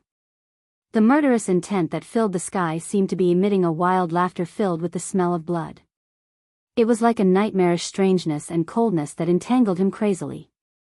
Tribulation's eyes were dark. But Arsis saw countless life and death in his eyes. There was sunlight, darkness, cherry blossoms, and the sea in those eyes. In the end, they became dark and empty. Tribulation didn't realize that he had changed. All the changes had long been meaningless. He wanted to become stronger just because he wanted to enter the Holy Land and bring his woman out of the most heavily guarded place in the world. Now he might have been able to do this, but the woman he wanted to bring back had become a handful of ashes in the air. All the reality had become an illusion. Tribulation tilted his head. Tilting his head, he looked at Arsis and said softly, "Speak." His voice was so weak, so weak. Arsis suddenly took a step back and roared, "Heretic, this is what you deserve." He raised his arm and suddenly said, "Kill. Kill him." The saint warriors surrounding Tribulation were getting closer and closer. With Arasis's roar, countless saint warriors suddenly roared and rushed directly to Tribulation. Lightning, raging fire, icicles all over the sky, and cold wind whistled at the same time. Tribulation's figure was distorted. There was no shadow around. His whole person had completely turned into a shadow. Tribulation's arms, legs, and head were all twisting, becoming invisible and intangible. The extremely dense darkness roared with death. There was a bloody light in the darkness. All the raging fire and lightning disappeared completely in an instant. Amidst the extreme silence, death sneered as it covered life. Blood fell like heavy rain. Pieces of flesh and blood flew high into the sky. There was only flesh and blood. The darkness roared for only a moment, but the flesh and broken bones that had been cut off had already fallen in the air. The large pieces of flesh and blood were so dense that people couldn't even tell which part it was. The black shadow passed through the dead crowd and appeared in front of Arsis. Then it came behind him. This black shadow appeared in Aris's consciousness. The sharp pain had suddenly spread all over his body from his back. Blood burst out behind him. An ordinary short knife had cut open his skin and torn a large piece of flesh and blood. Arsis opened his mouth, but before he could roar, his chest had already collapsed under the tremendous force. The roar turned into a spurt of blood, and the extremely blurred and distorted figure dragged his body and smashed it into the ruins on the ground. The whole ground shook with a loud bang, and countless smoke and dust rose. The black shadow kept changing. It didn't dodge, but attacked all the way. Unimaginable power with absolute explosive force fell on Arsis at the same time. Countless saint warriors were still charging forward. At the moment of the loud noise, they subconsciously turned their heads. Before the sound in that direction had died away, Arsis had been hit in another direction. Aris's mind was completely blank. At this moment, he finally confirmed that it was not because Tribulation's body had turned into a ghost and could completely twist. It was because it was fast. Tribulation was too fast. This kind of speed had completely exceeded the reaction speed of the human body in an instant. Arsis wanted to fight back, but countless attacks fell on him, and he couldn't realize what the other party was doing. Because he couldn't see clearly. Countless attacks broke out at the same time. Aris's physical injuries continued to worsen, but he just couldn't see what Tribulation was doing. It wasn't until this moment that Arsis felt panic in his heart. Tribulation was an assassin. To some extent, Rothschild's martial arts were also inclined to this kind of speed and explosive assassin's way. As an old enemy, Arsis was completely an expert in dealing with this kind of opponent. He had fought with Paul of Rothschild, and Paul's combat capability was already at the peak of the invincible realm in King Tong's domain. But Paul in that state was completely inferior to the current Tribulation. He was far inferior. If it was a competition between the so-called top assassins, even if Paul stood in King Tong's domain, it would be difficult for him to hold on for 10 seconds in front of the current Tribulation. This was no longer the peak of the invincible realm. In the whole dark world, no one knew that after Wang Tianzong, it was not deity of the purgatory of heaven capital, Lin Fengting, or Li Tianlan, who was most likely to become the chosen one, who had crossed the threshold of the peak of the invincible realm.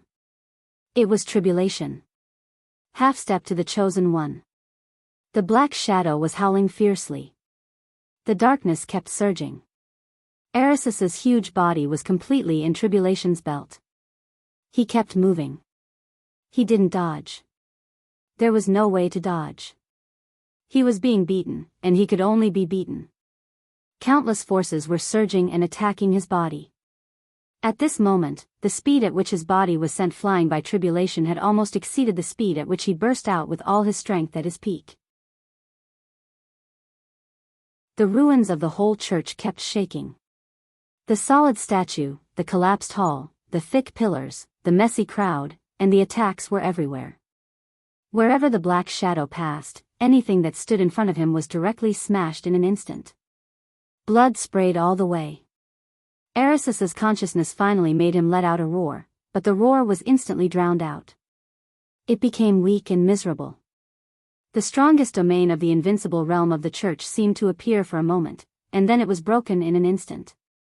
The crowded crowd of saint warriors was affected by the one-sided battle and instantly turned into blood and minced meat all over the ground. Thick blood fell from the air, with a mass of blurred flesh and blood. One of Aris's eyeballs was dug out by Tribulation and thrown to the ground. But when the scream rang out, Aris's figure had already appeared in another direction. There was no mighty change in the sky and earth when the experts at the peak of the invincible realm fought. There was only an unimaginably fast speed and strength. No one knew if Arsis was fighting, and no one was even sure if he had fought back. The so-called domain, the so-called power, and the so-called number one in close combat in the world were completely crushed in front of the black shadow. Only blood kept flying out, and the screams were continuous. Countless saint warriors crowded uneasily, and finally stopped in the increasingly miserable and frightened screams.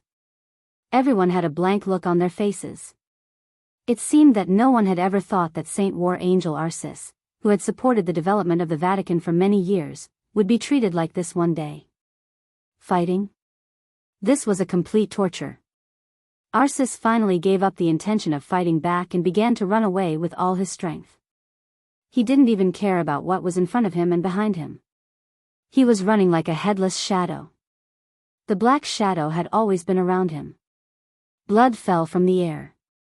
In the scream from high to weak, thick fingers with blood fell to the ground. Hair, eyeballs, teeth, and arms. One by one, the parts were thrown down from the air. The Saint warriors in the last row had begun to retreat quietly. Rip, there seemed to be the sound of rags being torn. Arcis's screams had become extremely hoarse.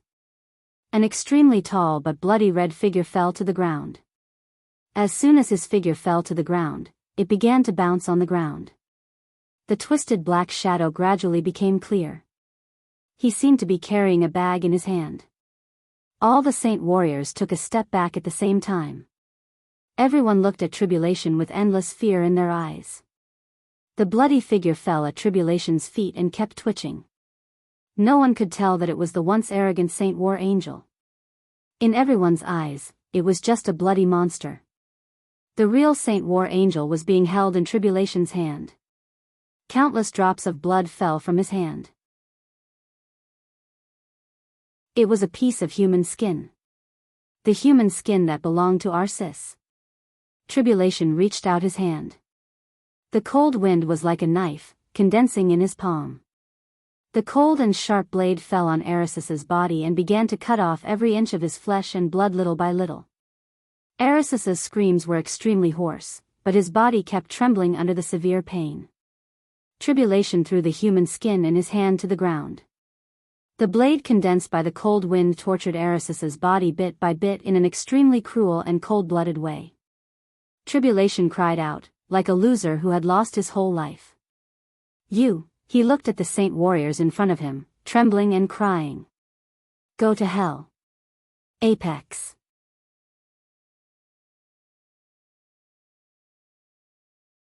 Chapter 579. The wind and rain that had ravaged Eastern Europe for several days finally stopped. Reki City looked more and more desolate. The night had not yet dissipated. In the dim night, the city without wind and rain was quiet. The cold came down without warning with the disappearance of the wind and rain. There was no spring and autumn in the far north. After the midsummer, above 0 degrees Celsius, it was winter. The banquet in the Manlisai Hotel continued. That night, dozens of wealthy families in Eastern Europe gathered here. Behind the huge transfer of interests represented the changes of the situation. This was an incomparably huge stage. Everyone was dancing on the stage, looking for their own position. But in Li Tianlan's eyes, the whole general trend seemed to be moving away from Reki City with the wind and rain, getting farther and farther away. There seemed to be an invisible force pushing the general trend away from Reki City, which meant that too many future banquets were no longer the core of Eastern Europe. The situation began to shift to a direction that no one could predict. The general trend changed. The invisible force kept pulling, and the general trend was constantly broken. It began to scatter toward the small city in the north near the polar region. The car approached the Manlisai Hotel. In a short time, Li Tianlan's heart had completely calmed down. Tribulation was not in the parade square, but went to Mormon's. The news came from Situ Xianxia, so Li Tianlan could not doubt it at all. It didn't matter why Tribulation went to Mormon's and how Situ Xianxia got the news.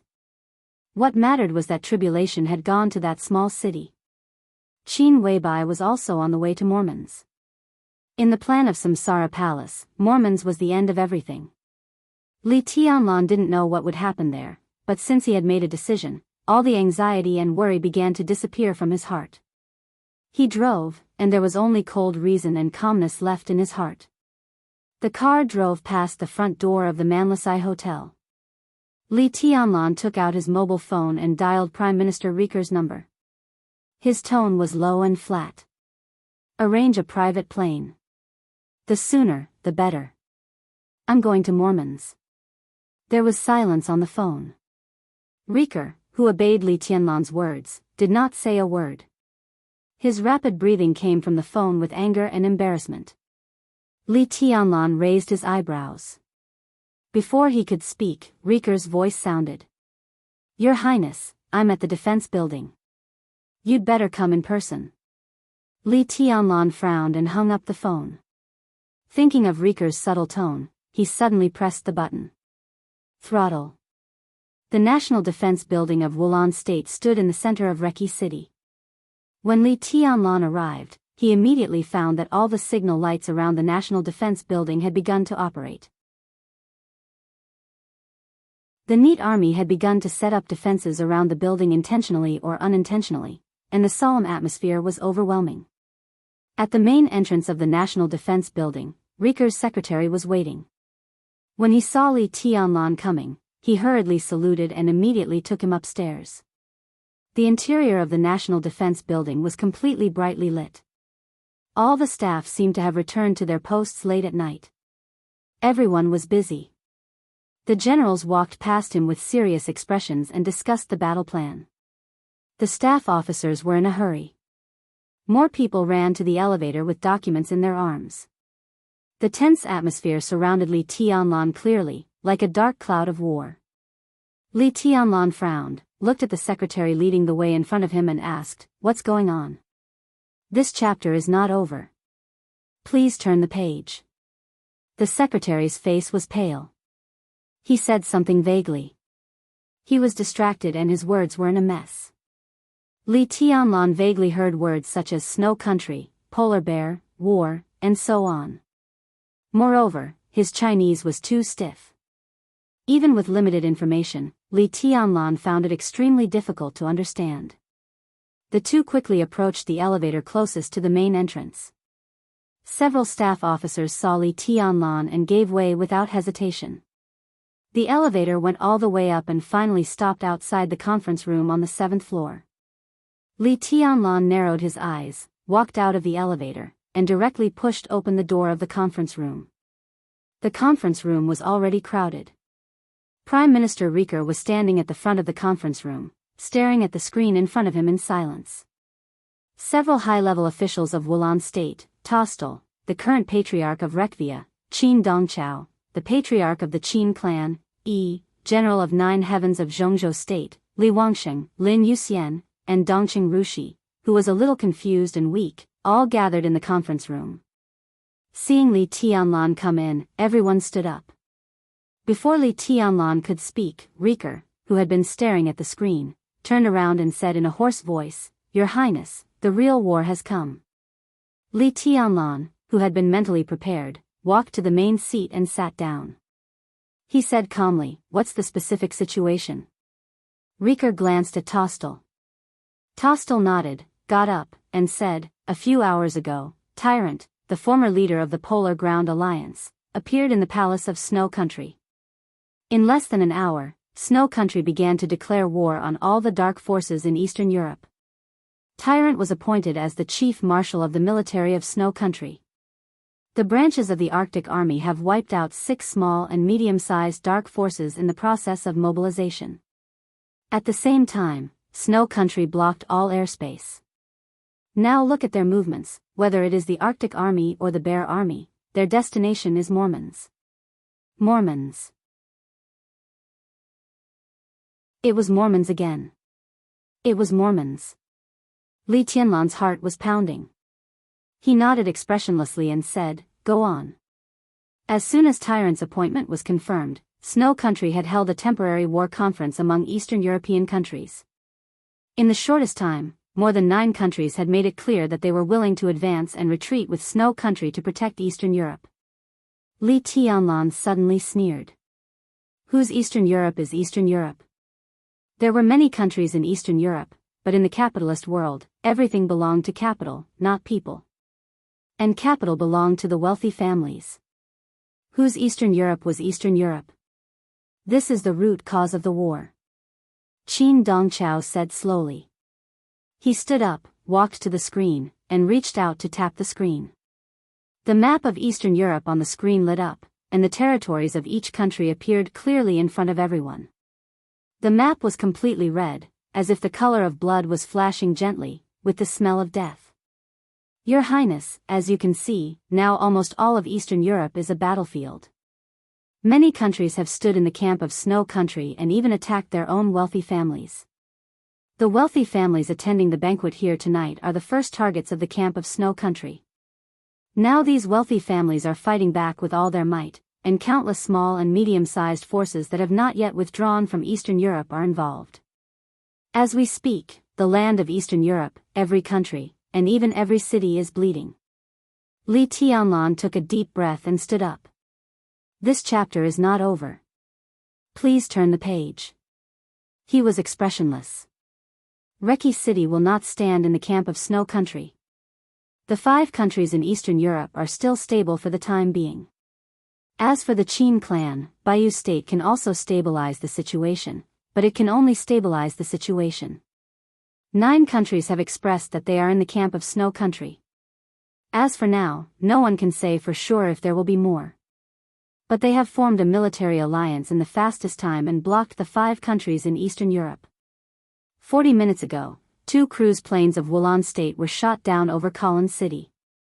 It is no exaggeration to say that now the planes of Wulan State and even the 5 countries in Eastern Europe can't fly out of the airspace of the 5 countries at all. Li Tianlan was silent for a while. He glanced around the conference room and suddenly asked, "The key point is in Mormons?" "Yes, I have contacted the intelligence system of the Lin clan and the Samsara Palace. Although there is no definite evidence, it is almost certain that Snow Country has had in-depth cooperation with the Vatican. Now that tyrant has returned, once he leads the Polar Ground Army to cooperate with the Holy Disarmament Corps led by Arcis of the Vatican, they can take over the Polar Ground Alliance again in the shortest time and gather most of the forces of the Polar Ground Alliance.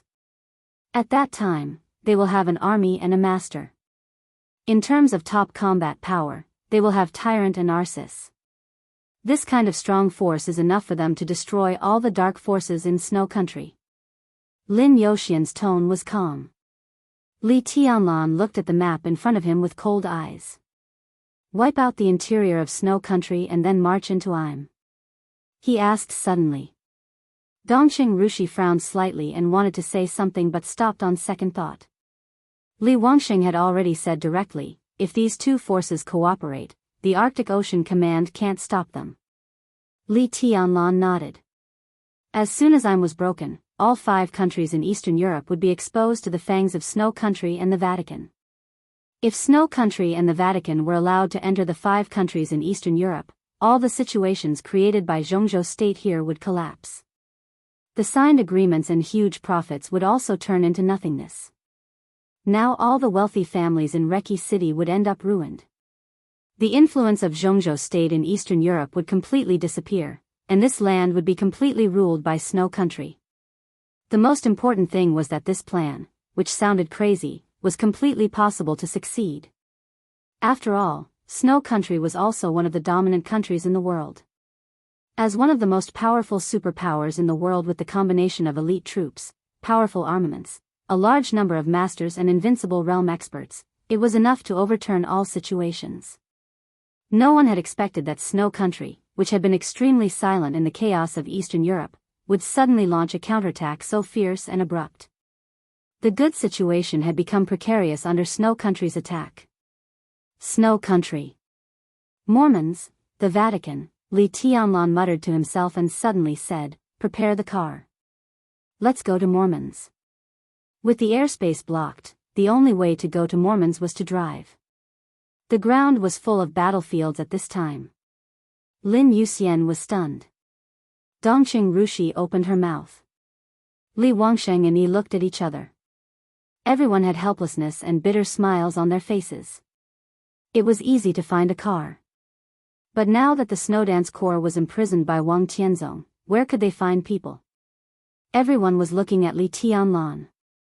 In the face of the final counterattack and malice of all of Eastern Europe, Li Tianlan looked extremely calm and said lightly, "When has Jianghu State ever been afraid?" End of this chapter. Bookmark for easier reading.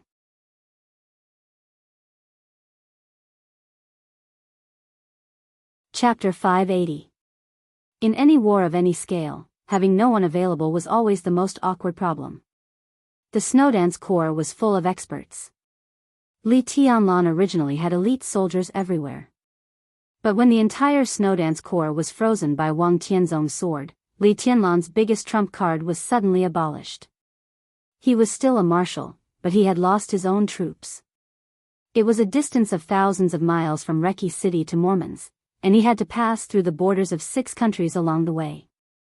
When the whole of Eastern Europe became a battlefield, God knew how many enemies Li Tianlan would encounter. When there was no one available, he could not go there alone. Li Tianlan knocked on the table and glanced at Li Wangsheng. Li Wangsheng did not hesitate in the slightest. The Xuanwu of today was the lieutenant general of the 9 states. His position had become increasingly stable in recent years, but in his heart, the young master was still the young master. The Black Tortoise Terracotta Army is willing to follow young master. Li Wangsheng smiled calmly. Let's kill them together. Li Tianlan nodded. Before he could speak, another voice rang out. The Vermilion Bird team is willing to fight with the marshal. Li Tianlan was slightly stunned. Codenamed Vermilion Bird, nodded slightly to Li Tianlan and said nothing more. Thank you, General. Li Tianlan said seriously and sincerely. The Terracotta Army had a transcendent status in Jianghu state and did not belong to the Snowdance Corps. Although Yi was a general, his code name was Jiutian, so his status was not lower than that of a marshal. Under any circumstances, Li Tianlan could not directly give orders to Yi. Because of this, Yi stood up at this time. Such support was crucial. You're welcome, Marshal. Yi shook his head. Also, I can represent Azure Dragon here. The Azure Dragon team will follow us. Li Tianlan's heart skipped a beat. Only then did he realize that he had overlooked this figure that he should not have ignored in any case. He narrowed his eyes and asked calmly, "Where is General Gongsun?" Yi glanced at him. His eyes were a little strange, but his answer was extremely calm, "Mormons." Li Tianlan's heart suddenly shook.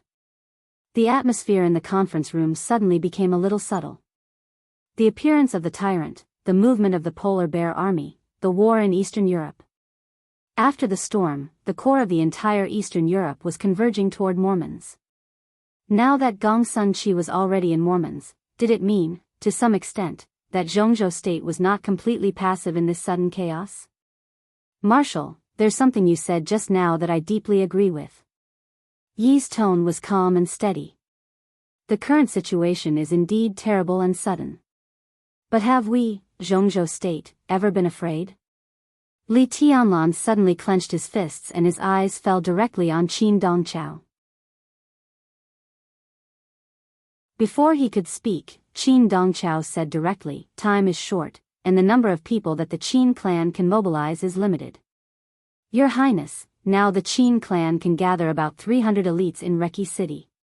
These people are now outside the city and can set off with your Highness at any time." Li Tianlan nodded. Beside Qin Dongqiao, Lin Yuxian raised his hand with a wry smile. "Tianlan, I can go with you, but only by myself. Do you understand?" Li Tianlan was confused. "According to my father, I shouldn't have been able to get close to Mormons. But my legs are with me, and he is not there. Of course, I can go. But now I can't do anything to the Lin clan. To some extent, I am no longer the heir of the Lin clan for the time being, and I have no right to mobilize the resources of the Lin clan. This is the will of the new patriarch." He hesitated and still did not tell Li Tianlan who the new patriarch of the Lin clan was. This chapter is not over. Please turn the page. She revealed her will. She doesn't want you to go to Mormons. Li Tianlan looked at Lin Fengting and was silent for a long time. It was not until this moment that he vaguely understood something. Why did the gradually frozen relationship between the Qin clan and the Lin clan become harmonious? Why did the Qin clan spare no effort to help? He remembered several conversations with Qin Shilai. It was not until the news that the Lin clan had a new patriarch was confirmed by Lin Yuxian that he was thoughtful. The Samsara Palace had a close relationship with the Qin clan, and now it had cooperation with the Lin clan.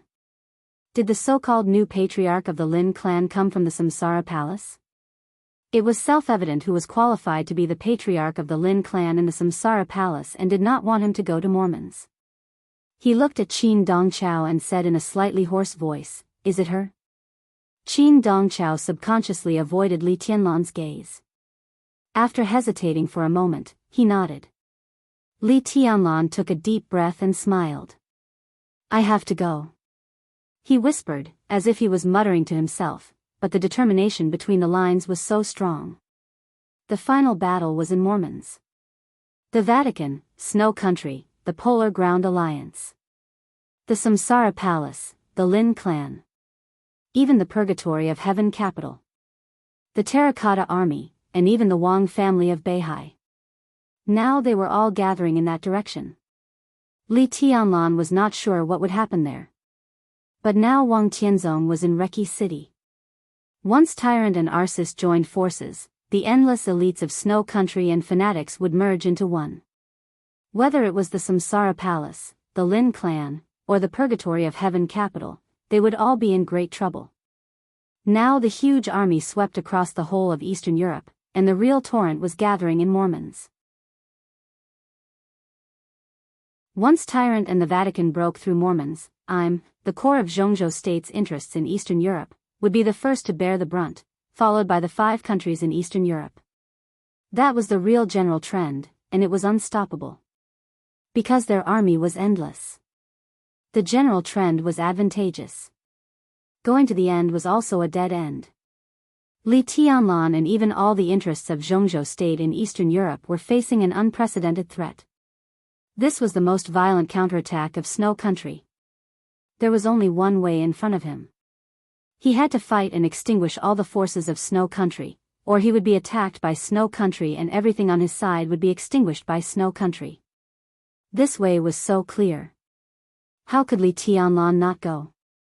Everything he had in Eastern Europe. The people he cared about were in Mormons. The Lin clan was cooperating with the Samsara Palace. The Lin clan stood aloof from the world. The master of Samsara Palace said that she wanted to make an end with the Wang family of Beihai, but the entire Samsara Palace was already in a state of half-collapse. Even if all this was completely over, the Lin clan and the Samsara Palace would not get anything. But they were fighting desperately. For what? Or rather, for whom? Li Tianlan's brain suddenly became dizzy. As the world spun, his body swayed and he held the table in front of him. The great change was sudden.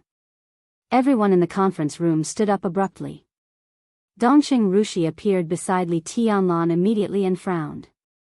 "What's wrong?" "It's okay." Li Tianlan waved his hand. He was silent for a while, and then he laughed in a self-deprecating way. The great pain spread from his body with a clear feeling of tearing. His heart kept twitching. The emptiness of losing everything, accompanied by fear, occupied his consciousness. His face was a little pale. Li Tianlan finally realized what he had ignored, or what those emotions were that had been erased by an invisible force. This chapter is not over. Please turn the page. That was reluctance. It was unforgettable reluctance. Li Tianlan, who had always felt that he was very sober, realized that he had indifferently let Qin Weibai and the master of Samsara Palace go to Mormons. When he knew that it was about to become the place of the final battle, he asked Qin Weibai and the master of Samsara Palace to go to Mormons. There was worry and uneasiness in his heart, but this emotion seemed so insignificant in his calm heart. It turned out that it was not insignificant, but that he had subconsciously ignored it. Hypnosis. Li Tianlan clenched his fists. His consciousness was perfect now, and it was impossible for him to be hypnotized. The only explanation was that the hypnosis this time, whether it was Qin Weibai or the master of Samsara Palace, could not have erased some of his emotions in the past few days. Not even in the past few years. The seed that had been planted in his spiritual world 3 years ago had only begun to sprout today, quietly and without a sound. Li Tianlan's body trembled slightly, and he slowly straightened his body. All the weakness and fear completely disappeared in his heart. In an instant, the awe-inspiring sword intent began to surge in the conference room. Li Tianlan stood up and walked to the screen. The map of Eastern Europe was enlarged in front of him. He reached out and drew a line on the screen. Starting from Reki City, he rushed out of Wulan State, out of Ros State, out of Oga State, through Im, all the way to the Longji border, through the hinterland of the Eisen Federation, into Snow Country, and straight to Mormons. This meant a journey of thousands of miles in reality. At this time, no one knew how many war zones and battlefields there were. Li Tianlan drew it little by little, and it was a straight line. At all costs. In the power and sword intent that filled the conference room, everyone felt crazy. Your Highness, Snow Country is not to be trifled with. Rieker stood up and said seriously. Snow Country was not to be trifled with. This was an international consensus. The country with the largest territory in the world would rather have its own economic order close to collapse in order to maintain its extremely powerful military strength. To a certain extent, it could even be said to be a model of militarism. Now that Snow Country had declared war on all the dark forces, it was enough to prove their strength.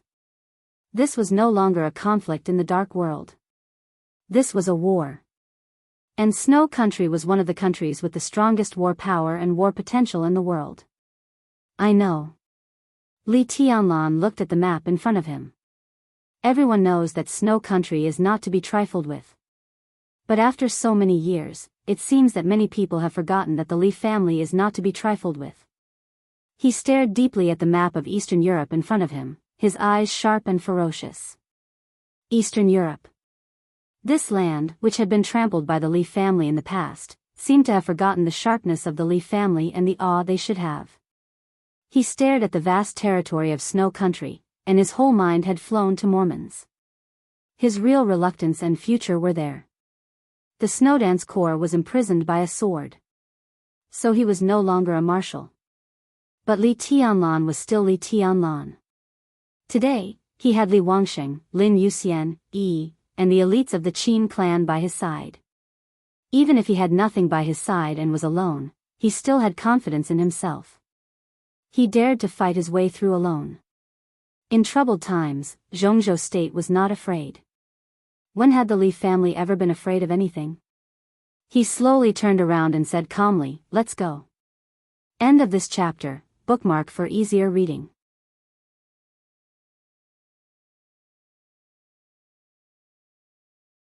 Chapter 581. It was afternoon in Yuzhou when they received the battle report from Eastern Europe. The atmosphere in the Bai family's manor was harmonious. Bai Qingxian came to Yuzhou from Guangdong to attend a meeting held by the cabinet, while Dongqing Chuqi went to Yuzhou to talk about a project. Dongqing Wudi did not go to the army headquarters. Instead, he came to the Bai family's manor with Bai Qingzhao, the deputy secretary general of the army headquarters. Dongqing Hongguang had left Linban, but he did not return to Zhongyuan.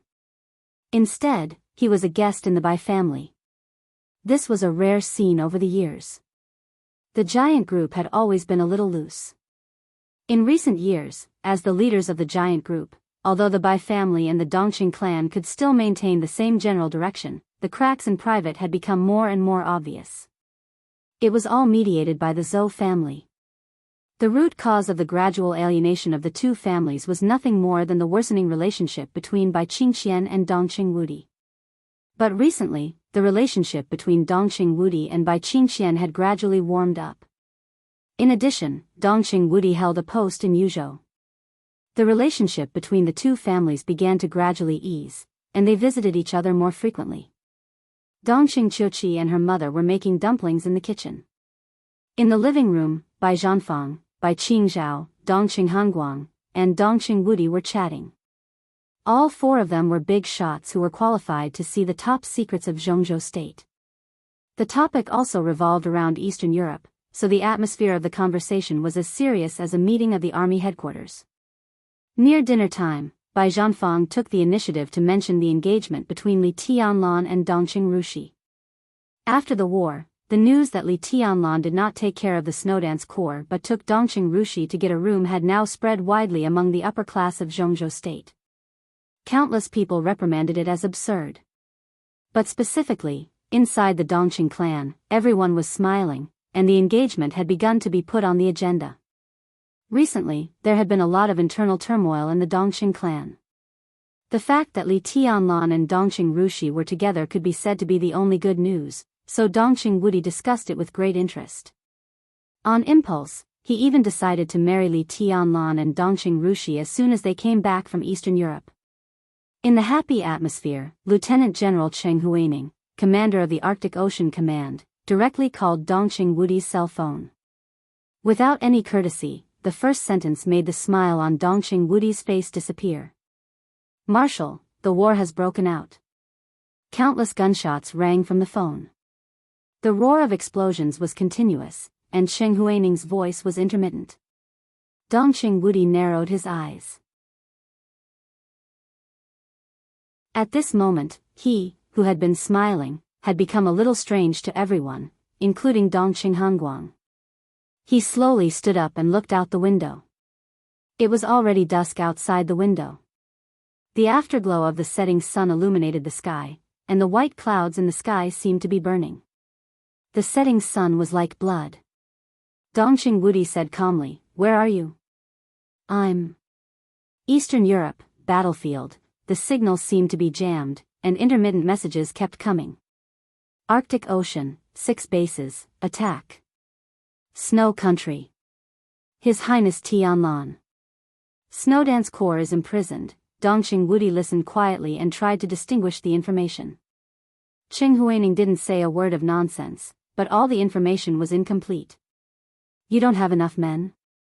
"The command is enough." "Your Highness Tianlan, there's no one." The rumbling became more and more obvious. Dongqing Wudi held the phone and was silent for a long time. If the Arctic Ocean Command had enough manpower, Tianlan didn't have anyone available? What did it mean that the Snowdance Corps was imprisoned? The situation in Reki City had been settled. How could the war have anything to do with Snow Country? Cheng Huaining's call was cut off. The phone rang again. Dongqing Wudi glanced at the phone and immediately connected it. "Mr. President." "Wudi, something happened in Eastern Europe." Li Huaqing's voice was low. "This chapter is not over. Please turn the page." Although he still sounded calm, the anger in his tone was extremely obvious. Before Dongqing Wudi could speak, he had already said directly, "The Heavenly Sword has imprisoned the entire Snowdance Corps in the parade square. Tyrant has returned and officially joined Snow Country. Now there are battlefields everywhere in Eastern Europe." Snow Country mobilized nearly hundreds of thousands of troops overnight. The most elite polar bear was led by Tyrant to Mormons, and other troops began to expel all hostile forces. Tianlan set off for Mormons half an hour ago. There were less than 500 people around him. Snap! The special mobile phone was crushed by Dongqing Wudi in an instant. Dongqing Wudi's expressionless face was already livid. No one could have imagined that Eastern Europe, which had been settled, would be in such chaos overnight. The Arctic Ocean Command was under attack. The polar bear army went straight to Mormons. Hundreds of thousands of troops of Snow Country wreaked havoc in Eastern Europe, and there was smoke everywhere. Under such circumstances, would Li Tianlan fight to Mormons with only a few hundred people? But when the Snowdance Corps was frozen, it was not bad for Li Tianlan to gather hundreds of people. The Arctic Ocean Command had no time to care about other things. Even if Cheng Huaining still had the strength to spare, he did not dare to support Li Tianlan at this time. It was not that he could not, but that he did not dare. After all, he was parachuted in and did not have a good control over the more than 100,000 troops of the Arctic Ocean Command. More than a month could not even let him sort out the internal relations. In his view, the Arctic Ocean Command could be said to be the direct line of the Wang family of Beihai. Wang Tianzong froze the Snowdance Corps with a sword. At this time, how could Cheng Huaining dare to transfer the military power of the Arctic Ocean Command to Li Tianlan? Dongqing Wudi took a deep breath. His unusual movements had attracted everyone's attention. The living room became solemn. Finally, Dongqing Wudi held out his hand to Bai Qingzhao. Mobile phone. Bai Qingzhao handed the mobile phone to Dongqing Wudi and said, "What's the matter?" Dongqing Wudi lowered his head and dialed Li Huaqing's phone again. He said calmly, "Prepare a military plane to Liaodong. In addition, inform the 4 headquarters to hold a meeting. Send the order for all the Black Army of the Border Control Corps to be ready for battle." He looked at his watch and said lightly, "In 3 hours, we will march into snow country." Dongqing Hongguang suddenly stood up. "Wudi, what's going on?" "There are changes in Eastern Europe." Dongqing Wudi rubbed his temples.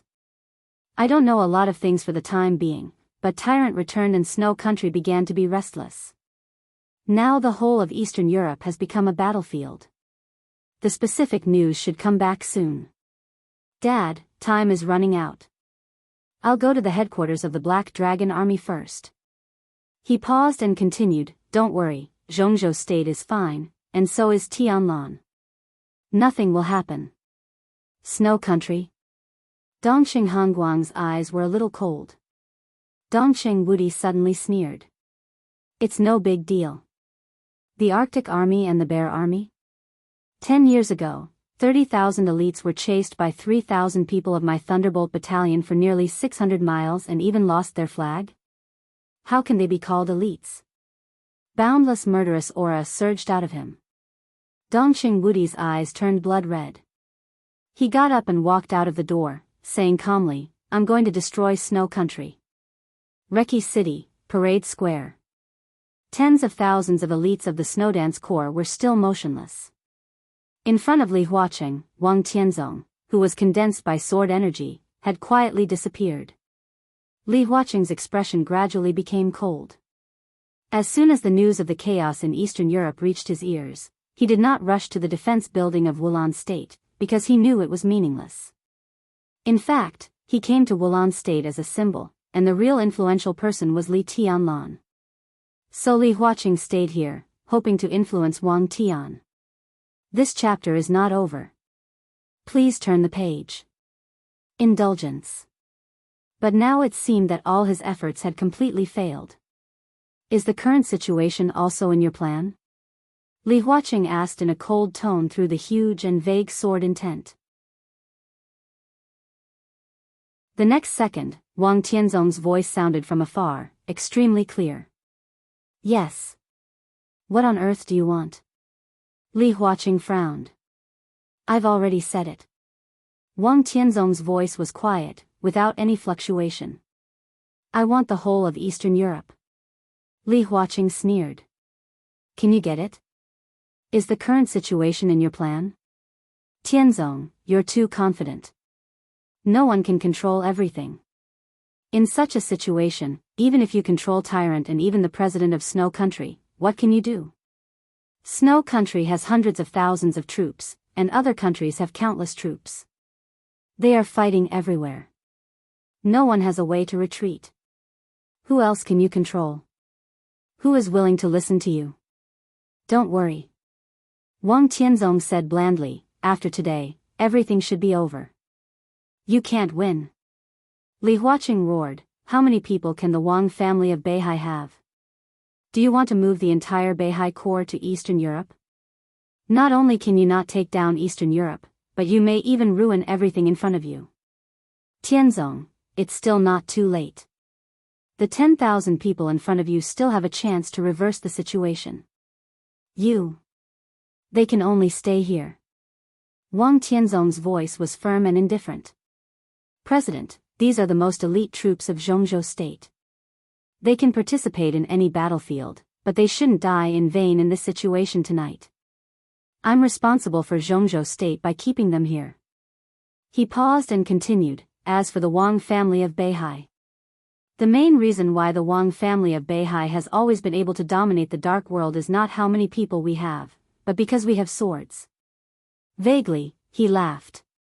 "My sword is coming. I can feel it." "You have swords," Li Huaqing said in an absurd tone. "If you have swords, can you compete with the whole of Snow Country and even the whole of Eastern Europe?" Wang Tianzong did not answer this question. She was silent for a while and calmly said, here, Snow Country is not the only country that will declare war. Almost at the same time as Wang Tianzong said this.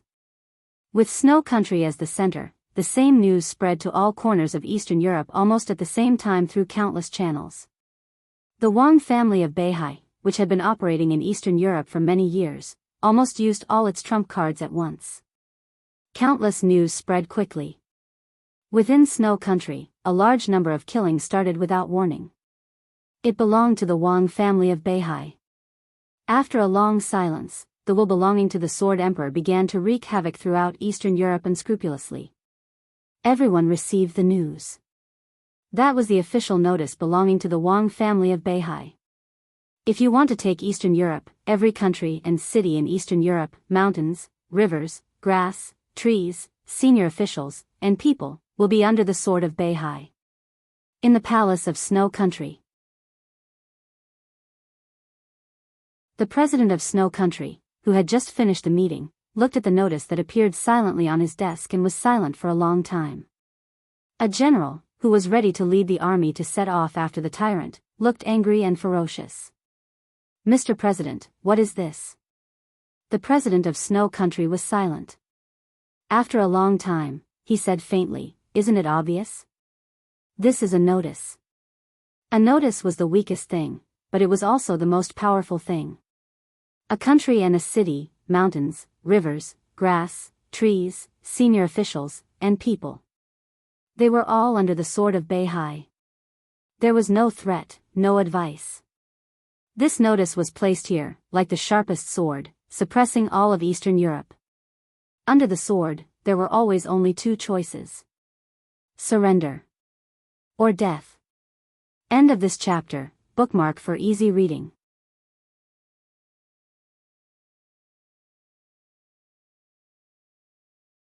Chapter 582. The darkest part of the polar night was also the time when the killing was the fiercest. The entire Mormons had completely turned into hell. The endless murderous intent pushed blood and death to every corner of the city. The almost crazy killing intent continued to condense. It seemed to have undergone a qualitative change, as if it had condensed the heaven and earth. When the thick killing intent of the night swept over the castle, Deity woke up from his meditation and looked out of the window. It was still night outside the window. In the darkness of the night, the chaotic screams seemed to have lost their minds. The mournful cries of people in the midst of true despair brought with them an unreal sense of fear. The killing intent that almost tore the heaven and earth flashed away. Countless screams stopped and then disappeared completely. The surroundings were quiet for a moment. Not far away, chaotic explosions sounded. The roaring and messy gunshots lingered in the whole city, as if it were the end of the world. Deity's eyes gradually became clear. There seemed to be a setting sun in his calm eyes, which was extremely real. Deity's body moved, and the aura that had been restrained to the extreme began to recover slowly. An extremely loud heartbeat suddenly sounded around the castle. Even though it was already very far away, the killing intent in the distance still paused slightly, and then it became more and more frenzied. Deity looked into the distance and felt the killing intent. His eyes were solemn and he was silent. That aura was so violent. He had never seen such a strong killing intent in his life. It was crazy, frenzied, cold-blooded, and brutal, with a strong tendency to self-destruct. The final battle was coming. When did such a person appear in Mormons? Or, when did such a person appear in the dark world? Deity's eyes became bright. His body was trembling, and he seemed more and more real. A figure appeared in front of the door and paused. Deity turned his head slightly. "Come in." The handsome and almost demonic figure walked in and bowed slightly. "Your Highness." Deity narrowed his eyes and seemed to be a little surprised. Then he waved his hand. "Sit down. When did you come back?" It was not Daybreak who came in. It was Dawn, who had rarely appeared around Deity since he came to Eastern Europe. "I just arrived." It seemed that because he was nervous, there was no expression on Dawn's face. What he wanted to report had nothing to do with tonight, but the sudden news was still too shocking. So as soon as he sat down, he couldn't wait to say, "Your Highness, Arsis has died." This news was earth-shattering to anyone. Deity's hand that was pouring the tea suddenly trembled, and the warm water splashed out. With an unconcealable strangeness, he asked, "You mean Arsis?" Dawn smiled bitterly. When he first received the news, he also thought that he had misheard, but the battle happened in Mormons. Under special circumstances, it was extremely easy for them to obtain evidence. The evidence was conclusive. Even if this news was unbelievable, it was the truth. God was silent for a long time. No one knew what he was thinking. After a long time, his voice slowly rang out, "How is the Pope?" He did not ask who had done it. This question was important, but not as important as the Pope's condition. Aries. The Pope. One of the two pillars that supported the Vatican to stand at the peak of the world had completely collapsed. What would happen to the other one was something that all the bigwigs in the dark world were concerned about. The Pope is missing. In fact, the one outside should be chasing after the Pope. There was excitement and fear in Dawn's voice. Nearly 3,000 saint warriors, the most elite 3,000 saint warriors of the Vatican, are now less than 500. The dead, his voice was a little trembling. None of the corpses are intact. Deity quietly drank a cup of tea. That little guy, he recalled, and seemed to have a lot to say. Finally, he shook his head. Angel is dead. He was not asking, but affirming. Your Highness, do you know who the other party is? Dawn was a little curious. Of course. Deity's tone seemed to be a bit complicated. The little guy who killed Arsis tonight was introduced to martial arts by me. I was very optimistic about him at the beginning. I even valued him more than I did you and Daybreak. He had the chance to join us, but young people. Hey. He shook his head in self-mockery and muttered to himself, when the Vatican wanted to establish the East Asia Diocese, Holy Virgin Angel went to East Island to avoid the internal disputes of the Vatican. I arranged for her to meet tribulation, but the subsequent development was beyond my expectation. They developed too slowly and too fast. I made a lot of preparations, but before I had time to take action, he went to the old man. If not, today would probably be a different ending. Dawn looked at Deity and was stunned for a long time. Then he shook his head with a wry smile. I didn't expect it, I really didn't expect it. You thought I completely gave up Sai City? Deity looked at Dawn with a smile, and his eyes were a little melancholy. At this moment, no one knew if he thought of the man in white who stood on the top of Mount Taibai all year round. I never gave up, but I really couldn't get it. Over the years, I've been trying to get Sai City back, but I fought with the old man several times, and the whole Sai City was pulled over by him little by little. There's no way, really no way. There's still a chance. Dawn hesitated. Her Highness Hidden God is now in Eastern Europe. After such a long time, she may have noticed your identity. Why not? Deity slowly poured himself a cup of tea. He thought about it seriously for a long time, and then said blandly, I don't dare. Dawn froze for a moment. Deity did not explain the reason. He just thought of the meeting with the old man in Lin, and before he came to Eastern Europe. He left Phoenix with the old man. When he left, the old man whom he wanted to live forever in the first half of his life and hoped to die 1,000 times in the second half of his life said, you will fall to the ground. This chapter is not over. Please turn the page. One place. Twice. The first time he fell, he was almost doomed. He fell in the hands of a woman. The same place, twice, he was not sure if it was Situtsanyue. But ambitious people were suspicious. Deity did not dare to move. In the end, he could only stay still. He got up, walked to the window, and looked at the distant sky. The killing intent in the distant sky continued to condense, tearing heaven and earth. The wind and rain had stopped. Some starlight appeared in the clear night. The starlight gradually lit up, and there were more and more. The killing intent became more and more intense and kept rising, as if it wanted to transform again. This was the killing intent and aura belonging to the half-step chosen one. But this killing intent seemed to have no end. It was constantly rising, almost crazily. It's close to the real supreme. Deity whispered to himself, amazing talent. Unfortunately, it's the end of the road. He held the teacup and looked down at the tea in the cup. The tea was rippling. Deity's voice was complicated and lost. So am I. This time, it's really the end of the road. Your Highness, Dawn felt that Deity's aura had become a little different from the past and hesitated a little. Deity waved his hand with flagging interest. He looked at Dawn and asked, "How's the thing I asked you to investigate?" Dawn was stunned, and his expression suddenly became serious. He and Daybreak followed Deity to Eastern Europe. Before the final battle, Dawn had another task.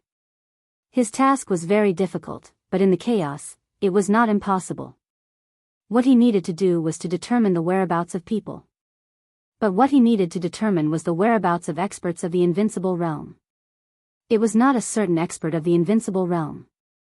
It was the whereabouts of all the experts of the invincible realm in the dark world more than 3 years ago. To be exact, it was the whereabouts of every expert of the invincible realm in the dark world on the days of the final battle of Heaven Capital more than 3 years ago. Dawn naturally knew why, so he investigated very carefully.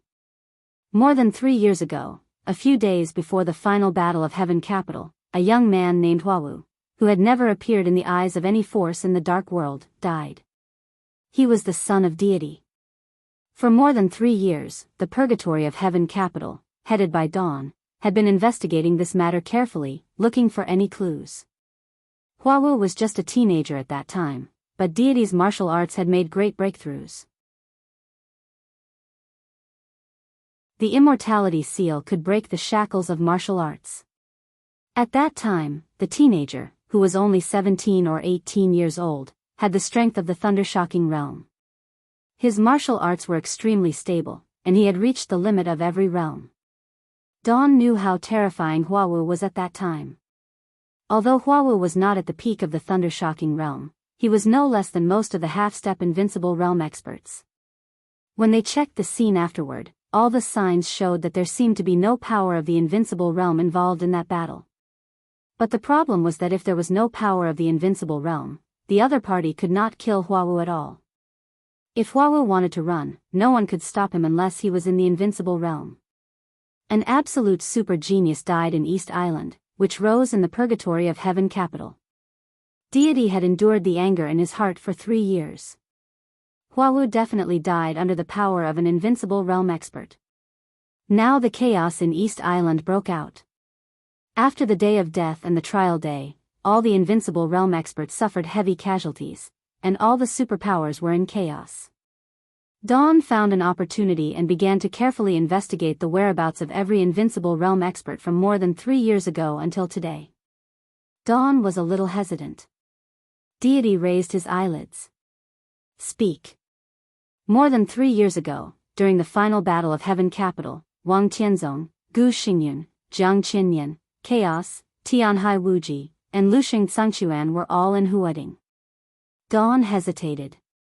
According to my investigation, Tyrant was in Eastern Europe at that time, Jiang Qiansong did not leave South America, Charlemagne was active in Star State, and he seemed to be discussing cooperation with Cass Rotter. Arsis went to the border of Zhongzhou State, and King Tong and Paul were in the headquarters in England. In the extremely quiet night, Dawn's voice calmly told the whereabouts of the invincible realm experts more than 3 years ago. The divine list, the holy list.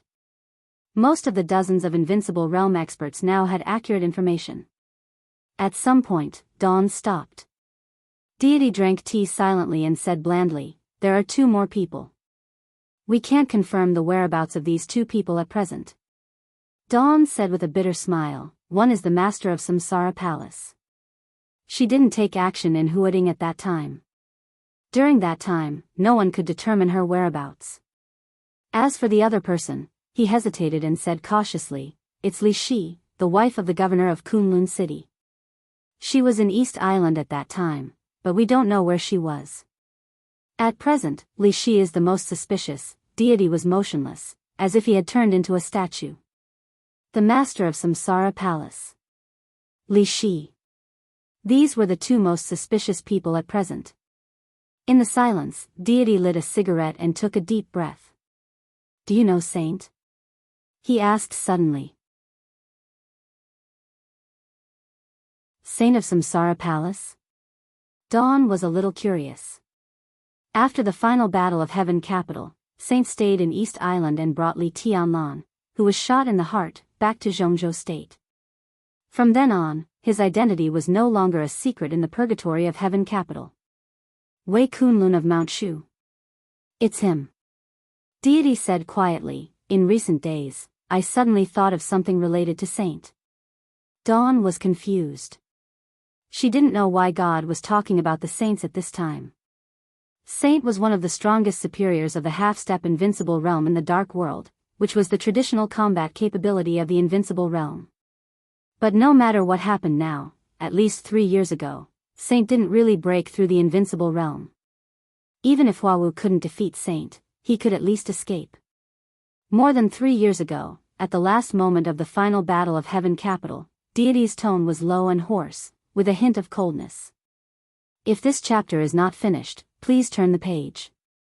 I've talked to Saint before. At that time, Saint and Daybreak talked about the master of Samsara Palace. Daybreak once said that after the battle with Gu Xingyun, even though the master of Samsara Palace was seriously injured, she still had the power to fight. God looked up into Dawn's eyes. Do you know what the saint said? Dawn's body trembled. At that time, the saint's unintentional answer might seem extremely cruel today. Deity laughed. At that time, Saint told Daybreak that the attack from the master of Samsara Palace had been used. Pa. He abruptly raised his hand and threw the teacup on the ground. With a crisp sound, God's body in the clear sound, Deity's body stood up. With the boundless shadow of death, he asked, where did she use it? Dawn's eyes suddenly became extremely sharp. Was it the master of Samsara Palace who killed Huawu? Deity stood in silence for a while, then slowly said, Li Shi won't attack Huawu. It's not necessary. He said quietly, the master of Samsara Palace is the only candidate. But what I'm not sure now is which master of Samsara Palace killed Huawu. Dawn looked at Deity. After a while, he blinked and struggled to say, what do you mean? Which master of Samsara Palace? He rubbed his forehead. Your Highness, do you mean that there is more than one master of Samsara Palace in Samsara Palace? What is the master of Samsara Palace? Deity's tone was indifferent. The identity is fake, or in Samsara Palace, the identity is meaningless. There may be more than one identity of the master of Samsara Palace, but there must be only one true supreme will.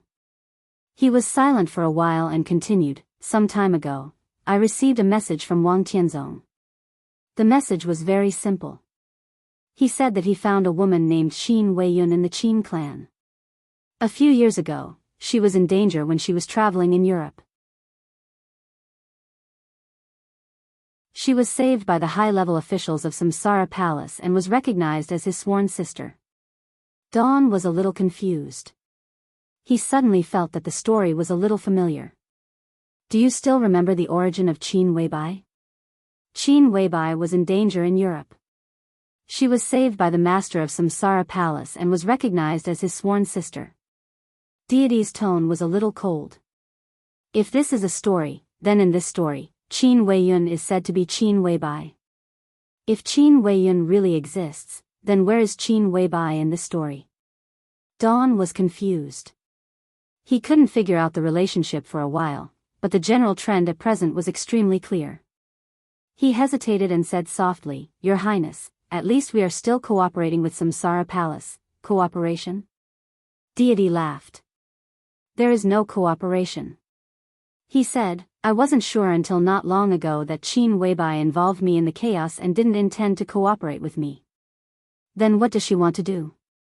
Dawn asked subconsciously. She wants to destroy this era.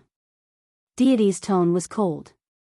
In our era, she wants to kill me, Wang Tianzong, and all the experts of the invincible realm. Dawn was tongue-tied. In fact, I don't care about face or not, but now, it's too late. Even if I know what Samsara Palace is thinking, it's too late. I can't leave, Deity said softly. He stretched out his hand and pointed to the city in front of him. This is Mormon's. The whole world is looking for the headquarters of Samsara Palace, but it's as ridiculous as looking for who the master of Samsara Palace is. Identity and headquarters, do they really mean anything to Samsara Palace? At the very least, I can be sure that all the power of the Samsara Palace is in Mormon's. He reached out and pointed ahead. In the dark night ahead, there were many shadows of buildings. It was dark and extremely quiet. No one in the city looked around, no one made any sound, and there was no chaos at all. Daybreak stood behind Deity and looked at the quiet city. An indescribable coldness ran up his body and spread all over. The night ahead was getting thicker, and the killing intent was spreading. The darkness rushed over with infinite malice, like a raging tide, and instantly drowned the entire Mormons. Here, Dawn's voice was a little trembling. It looks like nothing has changed here. Deity's tone was calm, but there seemed to be an iceberg in his eyes. Even before I meditated, there were still people coming and going, but this city is different. His voice was low and calm. In the battle of the trial day, I borrowed Li Tianlan's sword energy, and Li Tianlan didn't hold back. His kendo was fully displayed in front of me, so I am now. Before the final battle, I was lucky enough to take a step forward and cross the half-step invincible realm. Before the ecstasy appeared on Dawn's face, Deity's voice had sounded like a nightmare. But guess what I saw in my meditation?